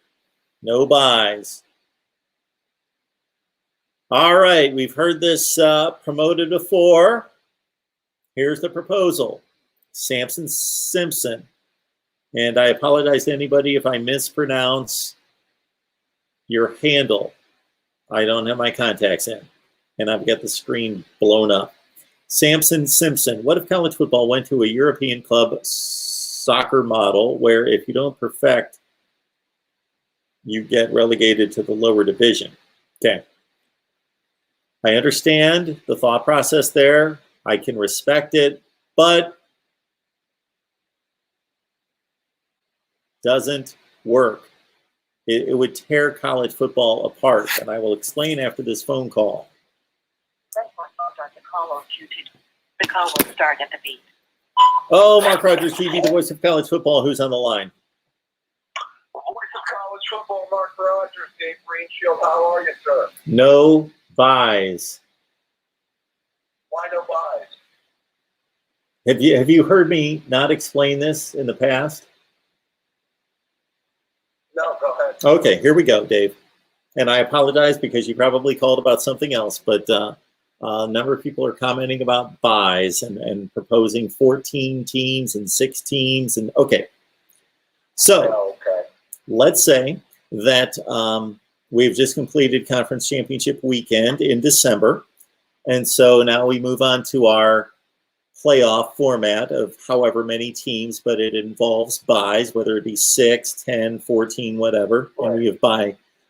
So it's December 5th. And let's say Alabama's got a bye.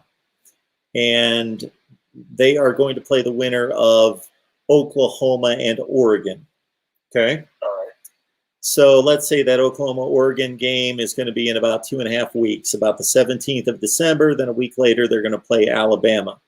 Alabama's got more than 3 weeks to study and prepare for Oklahoma and Oregon. That's my first point. That is a huge, enormous advantage. Those other 2 teams have to focus on each other. They just have to get by a quality opponent. They can't be concerned that they're going to play Alabama next.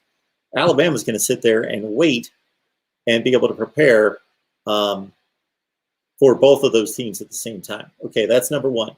Number 2 is the obvious that when you don't play, you don't risk losing. So that's an enormous advantage that is obvious. We have given you a win. It's been handed to you. You didn't earn it. Point number three would be there's a wear and tear factor, of course, in playing. Point number 5 would be that there's an beyond a wear and tear factor, an actual injury factor in which the winning team in the first round could suffer a key injury that eliminates a player from the next game or several players from the next game. And then lastly, my final point would be that there's no objective, critical way to determine who receives the buys. In the NFL, those teams don't receive the buys. They earn the buys based on tangible results on the field. We would be selecting the buys.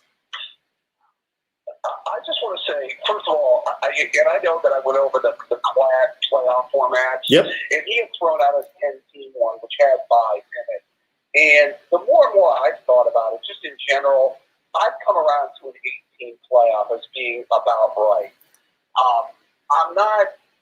I know you put out a 16-team playoff as a possibility. Now, you would say of the two, you would say you'd be more for 8 than 16, right, Mark? If we didn't have to deal with real human beings, if we played this on video games and it just for the enjoyment of watching more football and seeing games like Michigan play Auburn, let's say in the typical year where Penn State and Florida really aren't at the level where they can compete for a national championship, but it's just going to be a good football game as an 8-9 matchup. Yeah, I would just like to see Penn State and Florida play, So just the football fan in me would just like to see more good teams playing. And again, we're not talking about actuality. So I completely agree with that it's reasonable to go to 8 teams. Yes. Yeah, and I still think, I kicked this around Pigs Can Pete before, and he's not necessarily the biggest fan of expansion. I know you've had a conversation with him before. I think, because I think, basically what we've said, you said that the chasm of difference between 1 and 8 is pretty vast. The chasm of difference between the top 3 or 2 is usually pretty vast. Yeah. Some would say that the difference right now is number 1 might be a little bad. Although I did want to comment on that, Mark. That was one thing I did want to get to because I was going to comment on what Reasonable had called you earlier about the kind of the Alabama dynasty. Yep. You were talking about that with him. Sure. I actually, and Joel Klatt was talking about this before too. I am not anti-dynasty. I actually think it's not bad for the sport to have a team at that level that you want to be able to chase. I don't think that's necessarily bad for the sport. I know everybody's basically opposed to a dynasty unless it's your dynasty, or unless you mean your favorite team. That being said, I think and we've seen a couple of short runs. You remember, Miami kind of had a short little run in the early 2000s that I think Ohio State kind of helped the end, maybe. Yep. And then, then UNC had their kind of run there under Pete Carroll there for a few years where they got a couple national championships, almost got a third. So they, I actually don't think that's bad. I don't think it's bad to have teams, to have a team that pretty much everybody is chasing. You were trying to give me an indication, and correct me if I'm wrong, that it's not necessarily the best for the sport. So I'm going to agree with myself and I'm going to agree with you, David, at the same time. And this is the reason why. I think there's something to be said for the longevity or the length of that domination. So when we think about these teams that have dominated from time to time, dynasties are so rare in every sport that when a team is able to string together, and I almost envision 2 different type of dynasties. You have your dynasties that are reaching the very pinnacle and winning the championship, like the Cowboys winning back-to-back and 3 out of 4 in the 90s. That's a dynasty in the NFL. But then there are dynasties that are more of just being in contention for a longer period of time. Like you can almost look at the 49ers where they had short dynasties of winning back-to-back Super Bowl championships, but also that the overall dynasty was just them continuously competing for and being in serious playoff and championship contention just every year, basically from when Bill Walsh got it rolling in 81 all the way to the late 90s. Right. That's a different type of dynasty. And in amongst the Patriots dynasties, they had both those spurts of back-to-back winners, but they had the 20-year Belichick-Brady dynasty of just always being in serious contention. So what I think is bad for the sport right now is that it's not like we saw Clemson win back-to-back or even 3 in a row or 3 out of 4 and then drop off and become just one of the other 10 that can compete. It's that it's just been locked up, not just by the team that's won it, but by the teams that have been close to winning it, seriously close to winning it, among basically 3 schools for now 7 years. Right. Well, I think that, and I think this is kind of, we've talked about this before, this is what the playoff era has gotten them. Now, that's not to say that Alabama was, still pretty dominant within the BCS era, for that matter. Although, I think if the BCS era would have continued, it would have been interesting to see because they might have been out, a few years.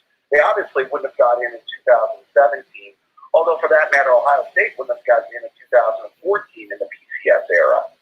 So, the thing about it being is that I do think it's good for people to have a team to aspire to. I mean, Clemson did win 2 championships in 3 years, which isn't bad. Mm-hmm. So, they've been right there. I know that we've been able to contend.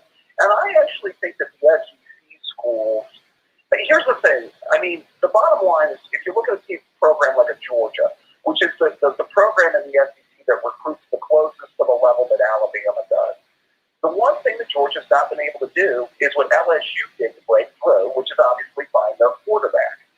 And I think that's the bottom line with Georgia. Is if Georgia could ever develop the quarterback, and Lewis talked about this ad nauseum, they would be able to break through. And I think that's the thing with Alabama, is you give their dynasty credit because they've been able to adjust. They went from playing, more of the ground and pound game, and now they adapted more to, the air raid game, the last 4 or 5 years. But I do think that the recruiting levels are high enough. See, now what Alabama's done is they've raised the level because now they're getting elite quarterback play to go along with all their other talent and all their other positions. So it's like they've raised the bar even higher because they were always giving talent at the other positions. It's just like with Greg McElroy and A.J. McCarron, and when they were winning the national championships earlier, they didn't have the level. There were teams out there that had better quarterbacks than they were, and those were the teams that usually would come in and beat them. So, I think that's where they've really raised the level, and I think that's the bottom line. If you're Georgia or somebody like that in the SEC that might recruit at close to their level, it's just going to come down to eventually being able to develop a quarterback. I mean, would you say bottom line that would be the differential between, let's say, maybe a Georgia or LSU who kind of recruit close to the level that Alabama does? Yeah, you've nailed it in this way, that if you take LSU and Georgia in particular, and I don't mean just in the last couple of years, I'll take LSU all the way back, way into the Les Miles regime, Right. that they were recruiting better than Clemson.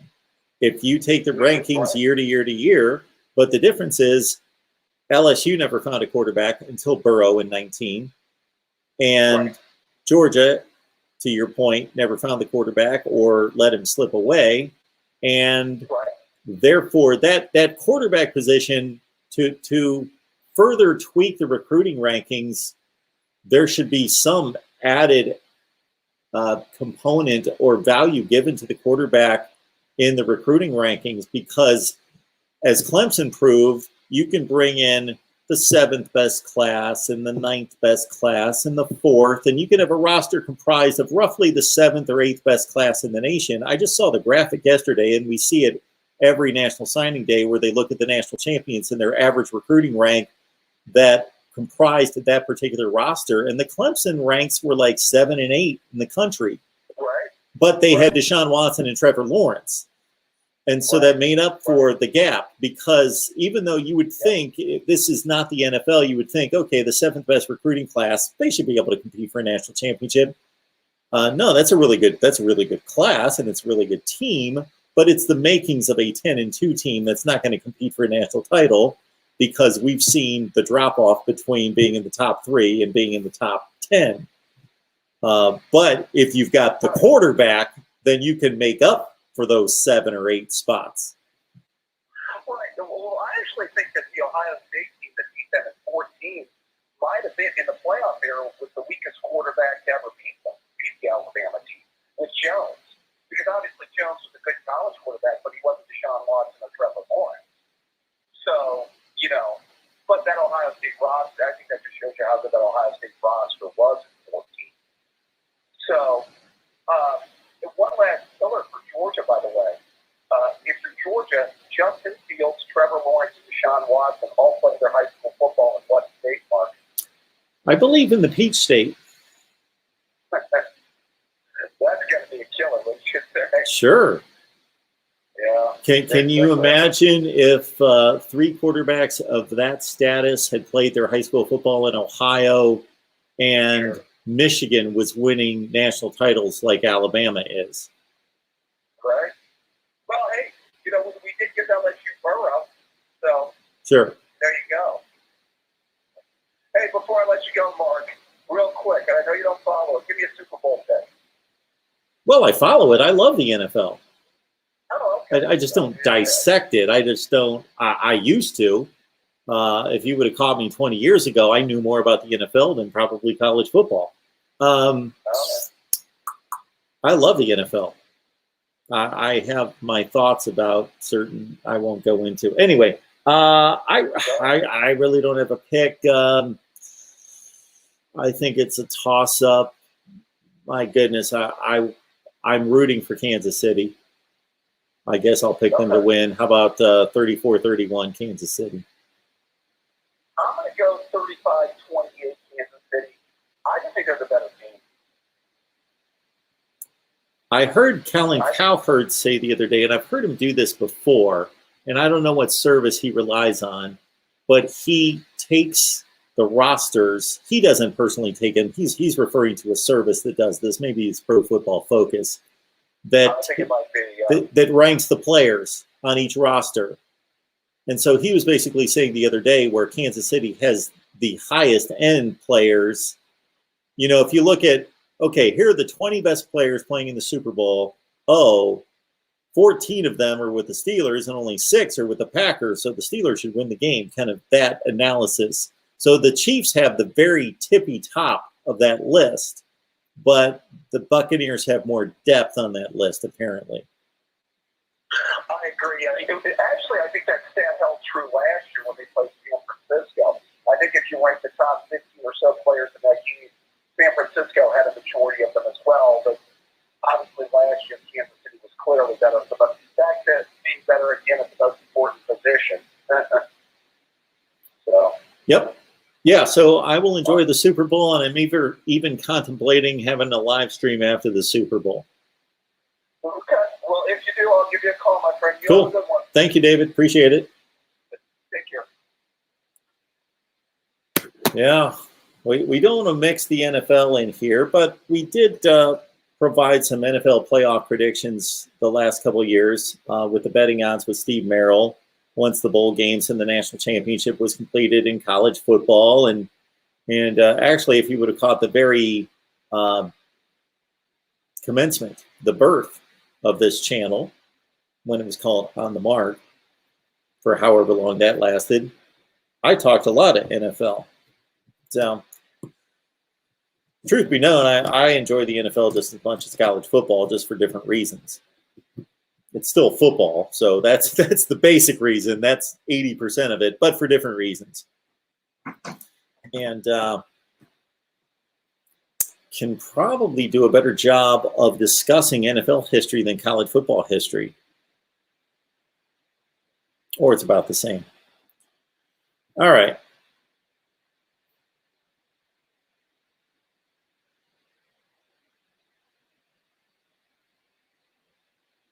Cheryl likes the Chiefs.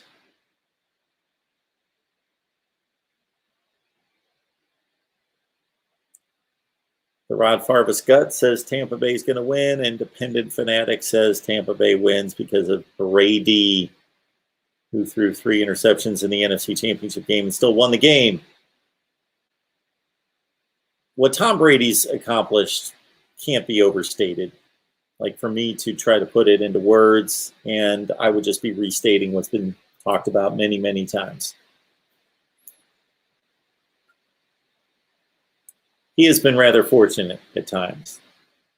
Okay? Here are the fortunate aspects of Tom Brady's career. Okay, I do believe that Bill Belichick is arguably the greatest coach of all time. Now, most people would say he is the greatest NFL coach of all time based on the Super Bowl appearances and wins.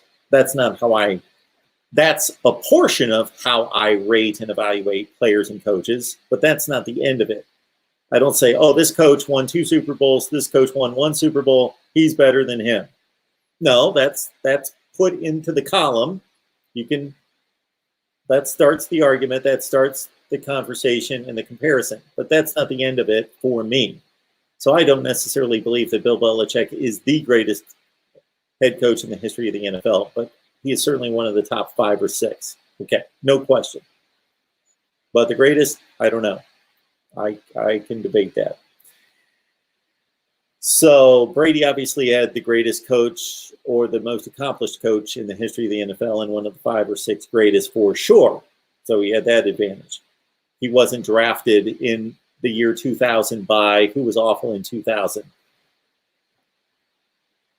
I was going to say the Houston Texans, but they didn't exist in 2000. They were 2 years away. He wasn't drafted by the Washington Redskins. MarkRogersTV, the voice of college football. Who's on the line? Hey, Mark, it's McD Sports Score. How are you doing? McD, what's going on? I'm doing good. I would have called your Big Ten schedule shirt earlier, but I had to pick up my car from game work at the body shop, so I didn't watch most of that. But overall, I'm happy to see that we're facing Rutgers at the end of the year like we should be every year. I always think that Maryland Rutgers game should be at the end of the year as a final game because I'll admit as a Maryland fan, we don't fit in the Big Ten, neither does Rutgers. Just have us to play each other as the rivalry game. It kind of makes sense geographically as well. Yeah, you've got to try to build some kind of rivalry, and you got to get started some way. And they did that for several years, and then they got away from it, and they went back and forth, so I don't know what they're thinking. I mean, I don't consider Michigan State a rival. I really don't consider anybody a Big Ten rivalry. Now, I do consider West Virginia Week 1. That I do consider a rivalry. I'm fired up for that game. I hope we really get it this year. Should have gone there last year, but I hope we get it this year. But overall, as you know, I can't wait for Maryland 2021. But I want to talk to you about this island that you have at your title. I will vote absolutely no one to get on or get off the island at all. I think once you make the Power 5, you stay in Power 5 forever. I think the Group of 5 should be incorporated in the college football playoffs.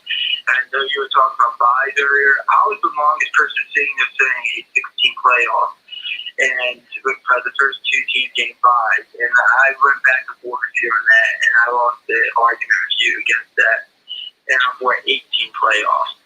So I think the way you do it, the model I have, I call it the 66 model. And basically it's 11-team conferences. Basically, the conference winners they get to go ahead and make the college football playoffs. Then you have one wild card, and then you have that AC, which is either an independent or a Group of 5, whichever one is the best. Whoever has the best record. So that's how I will incorporate the Group of 5 in it. Okay, McD, let me make sure I've got this straight. So we got the 8 teams in the playoffs. We got the 5 Power 5 champions. 6 powers. I'm doing a power 6. Oh, so you've reworked the entire landscape of college football. Oh, yeah. Oh, yeah. Okay, well, I've got no problem with that because I've done the same thing. Okay, so we're not taking the current Power 5. We've worked out 6 conferences, and those conferences have what, 12 or 14 teams? 11 teams. They play 10 conference games. Everybody plays everybody. Whoever wins the conference makes the playoffs. I kind of like that.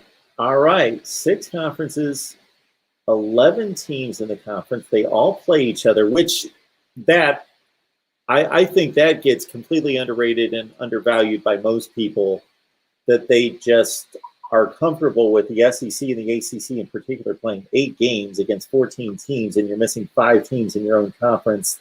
It just devalues the conference championship. It just makes it illegitimate to a certain extent, versus your plan is like the Big 12. Everybody plays each other. So there's no looking at schedules and saying, man, they turned out where they had to play Ohio State, Penn State, and Michigan. No, they missed, this other team missed them and got a better record and got into the championship game, kind of thing. So I like that. So we got the 6 teams, and we got, I'm sorry, how did it go from there? And so the 6 conference champions get a playoff spot, and then the 7th seed will go to 1 wild card.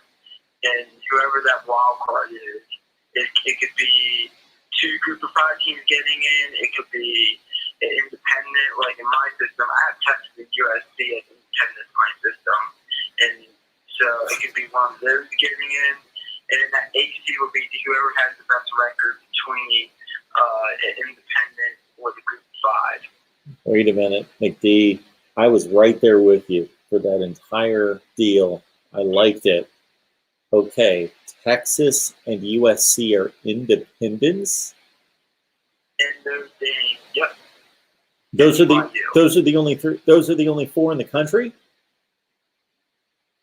You also have the military schools. Okay, all right. In Hawaii and SMU.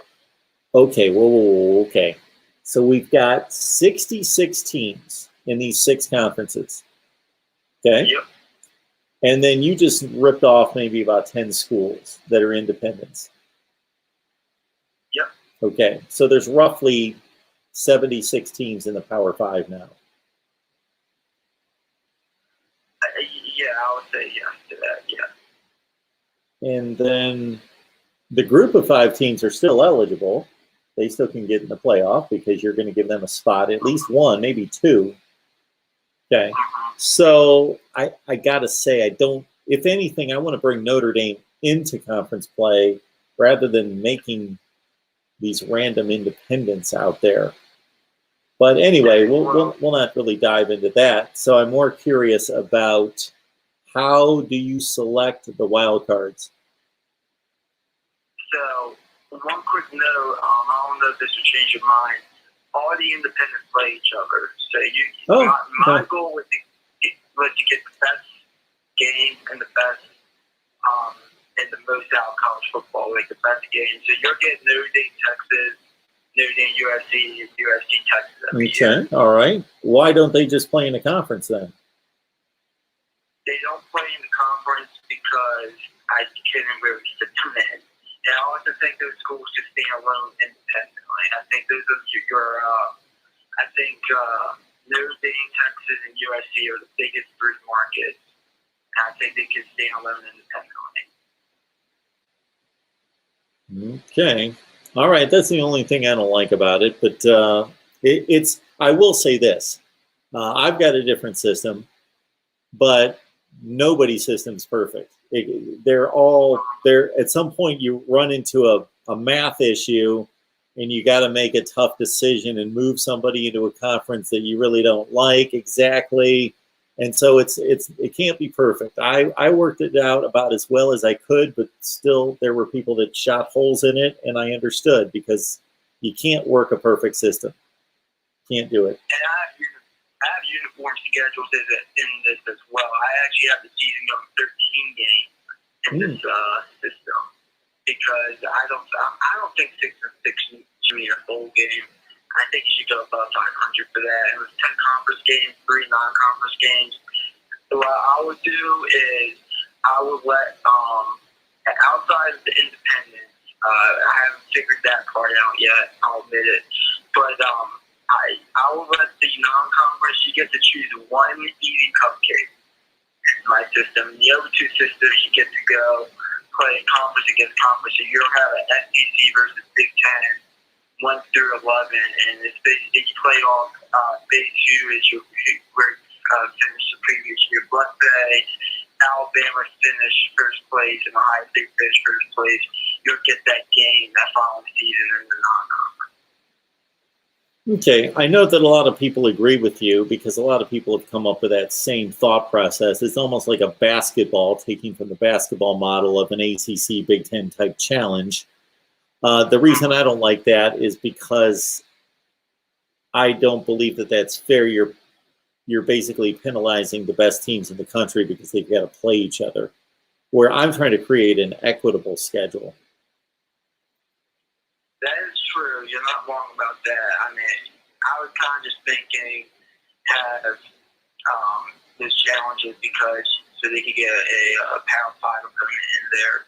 And then in my system, I have the group of 6 actually. I'm going to add another. I'm going to go ahead and add another group of 5 conference. It will be the group of 6, and that second non-conference game, you'll be facing a group of 6 teams. Same thing with the placement of the standing. Okay, so every team in the Power 6 is playing 3 non-conference games, 1 cupcake that they can go out and schedule some FCS team, let's say, 1 group of 6, former group of 5 team, and 1 Power 6 team. Okay, I'm all right with that.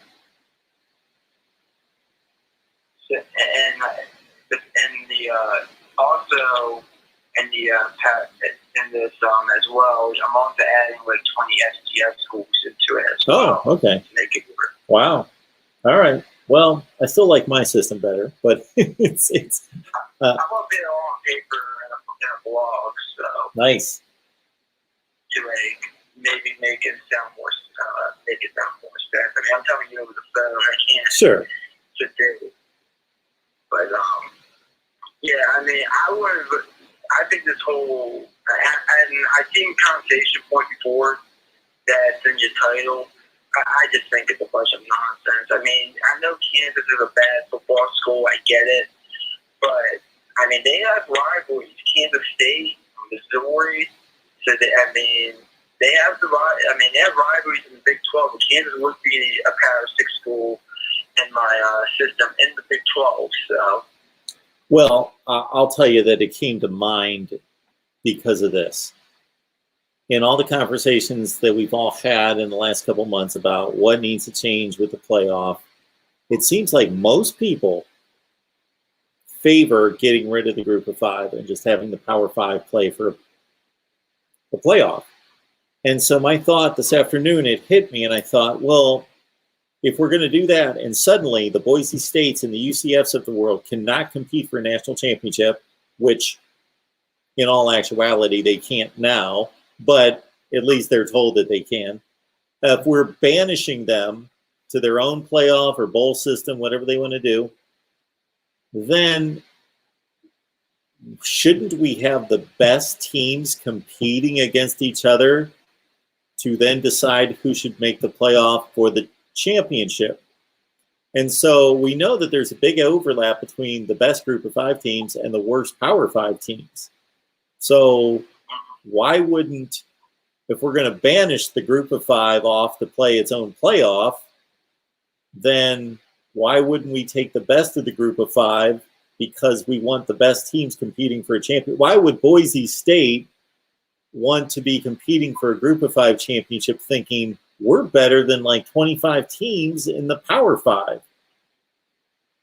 So I'm not knocking your system because you're including the group of 5. I'm just saying for those people that want to get rid of the group of 5, then, and I'm all for keeping the rivalries and the conferences basically intact and keeping Kansas and Kansas State together and all that. I am totally in that corner. I believe in tradition and I want to keep that intact. This is just kind of a fun little exercise.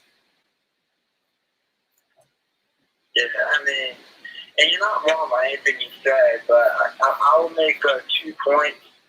One in my system, UCF and Boise State, they are part of the Tower 6 in my system. Okay. So Yep. you don't have to worry about that. It's like all the really good, outside of like Houston, all the really good group of 5 teams are in the Tower 6. Outside of Houston, I can stick them in. Oh And boy. number 2. So suddenly Houston just gets left off. Houston got left off primarily because I thought they fit in Conference USA more than Well, what are they going to do? they're going to be in the Conference USA. They'll have a shot in the Conference USA making the playoffs. Oh, okay. They can still make it. Okay, that's Yeah. fine. All right. Yeah, they can still make it. They'll, Yeah. they'll just be the group of 5 Sure. Okay.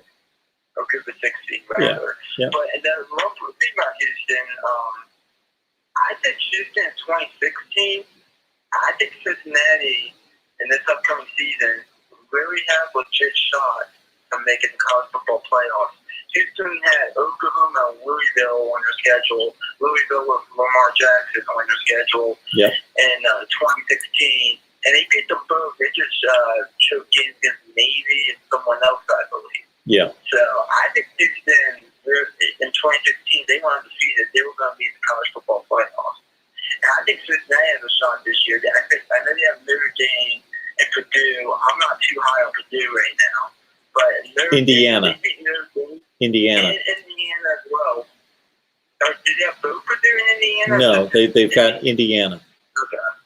I thought they had both Purdue and Indiana. Well, even better. If they could beat Indiana and Notre Dame going undefeated, they will be in the college football playoffs, in my opinion. Especially with the respect that the American Athletic Conference has been getting lately.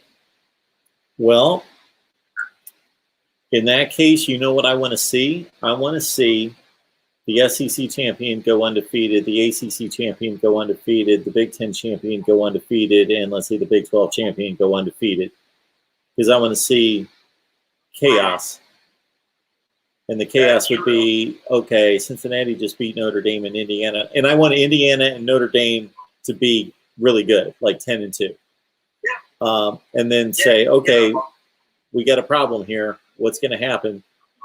Or even better yet, like the SEC champion have a loss, and the Big Ten champion to have a loss, because then the committee will really squirm when they got to compare a Cincinnati team that won a really good conference, but not a Power 5 conference, but a good conference, and then beat those 2 teams that we just talked about, Indiana and Notre Dame, on the road, and their other Power 5 champions with a loss. And how are they going to compare them?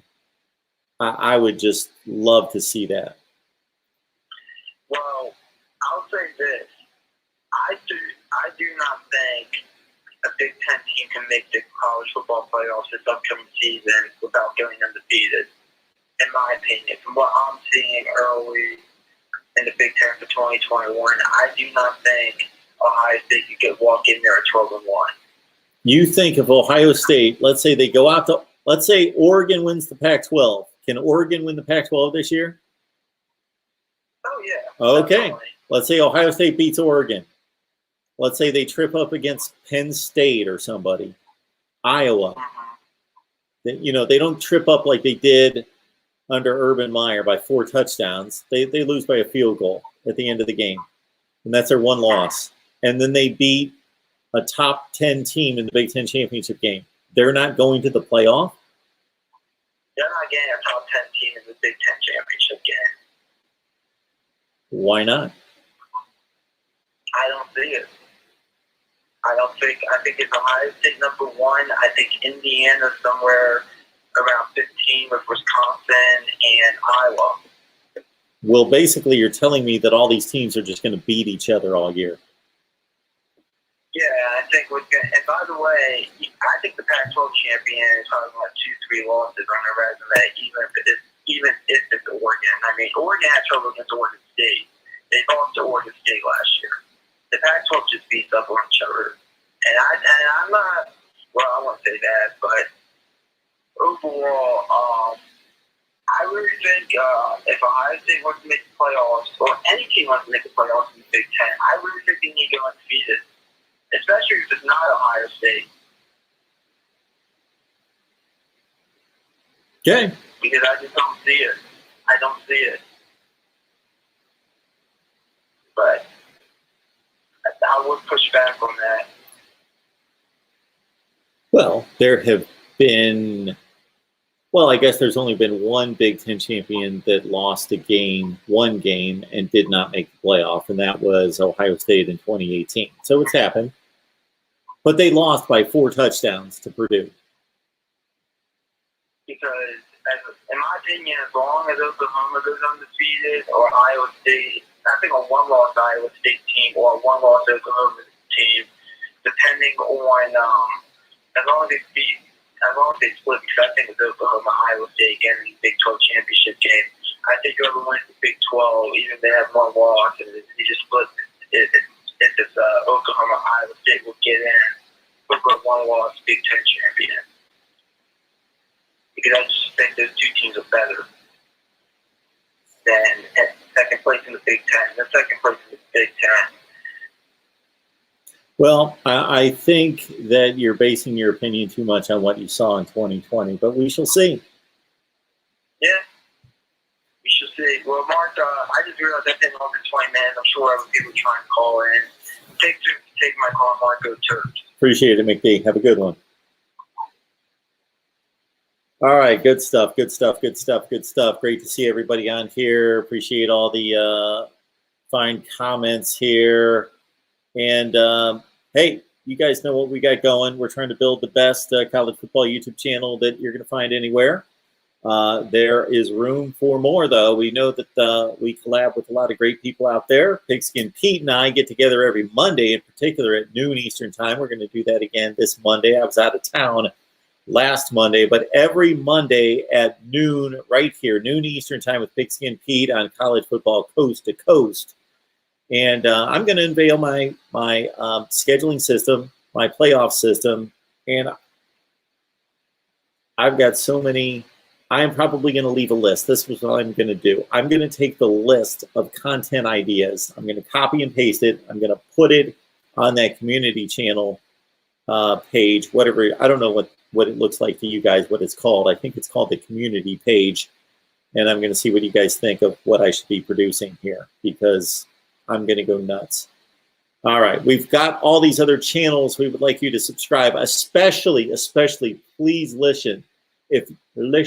Yes, if you're a Michigan fan or a Nebraska fan, or you want to help support our channels, we are getting really good traction on our Michigan channel and our Nebraska channel. But the problem is that we've only got like 550 subs on the Michigan channel and only about 350 on the Nebraska channel. We got to get them to 1,000. That is a key number. So if we can get the Michigan and Nebraska channels to 1,000, then that will help the cause tremendously. I cannot express that enough. So certainly if you like Michigan and Nebraska, get on over there. Or if you just want to help me out, get on over there, subscribe, leave it at that. All right, good stuff. Great to see everyone here. I may be here after the Super Bowl. I may be here sometime tomorrow. I know I need to work out a schedule for the off season so you guys can count on me at particular times. We will work on that. Much to work on. Building the voice of college football here at Mark Rogers TV. We appreciate it. Thank you so much.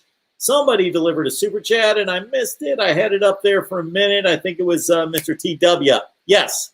Thank you so much. I appreciate the contribution. Again, whether it's $1 or $5 or whatever it is, it's always appreciated in the super chat. Also at Venmo, PayPal, and Cash App to keep us going here at Mark Rogers TV, the voice of college football. We'll see you soon.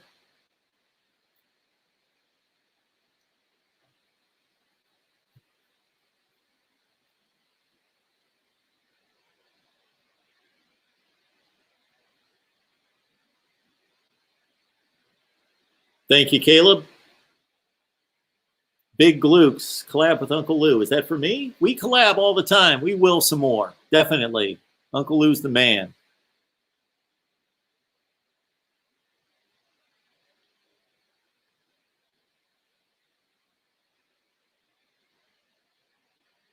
Anything else in here?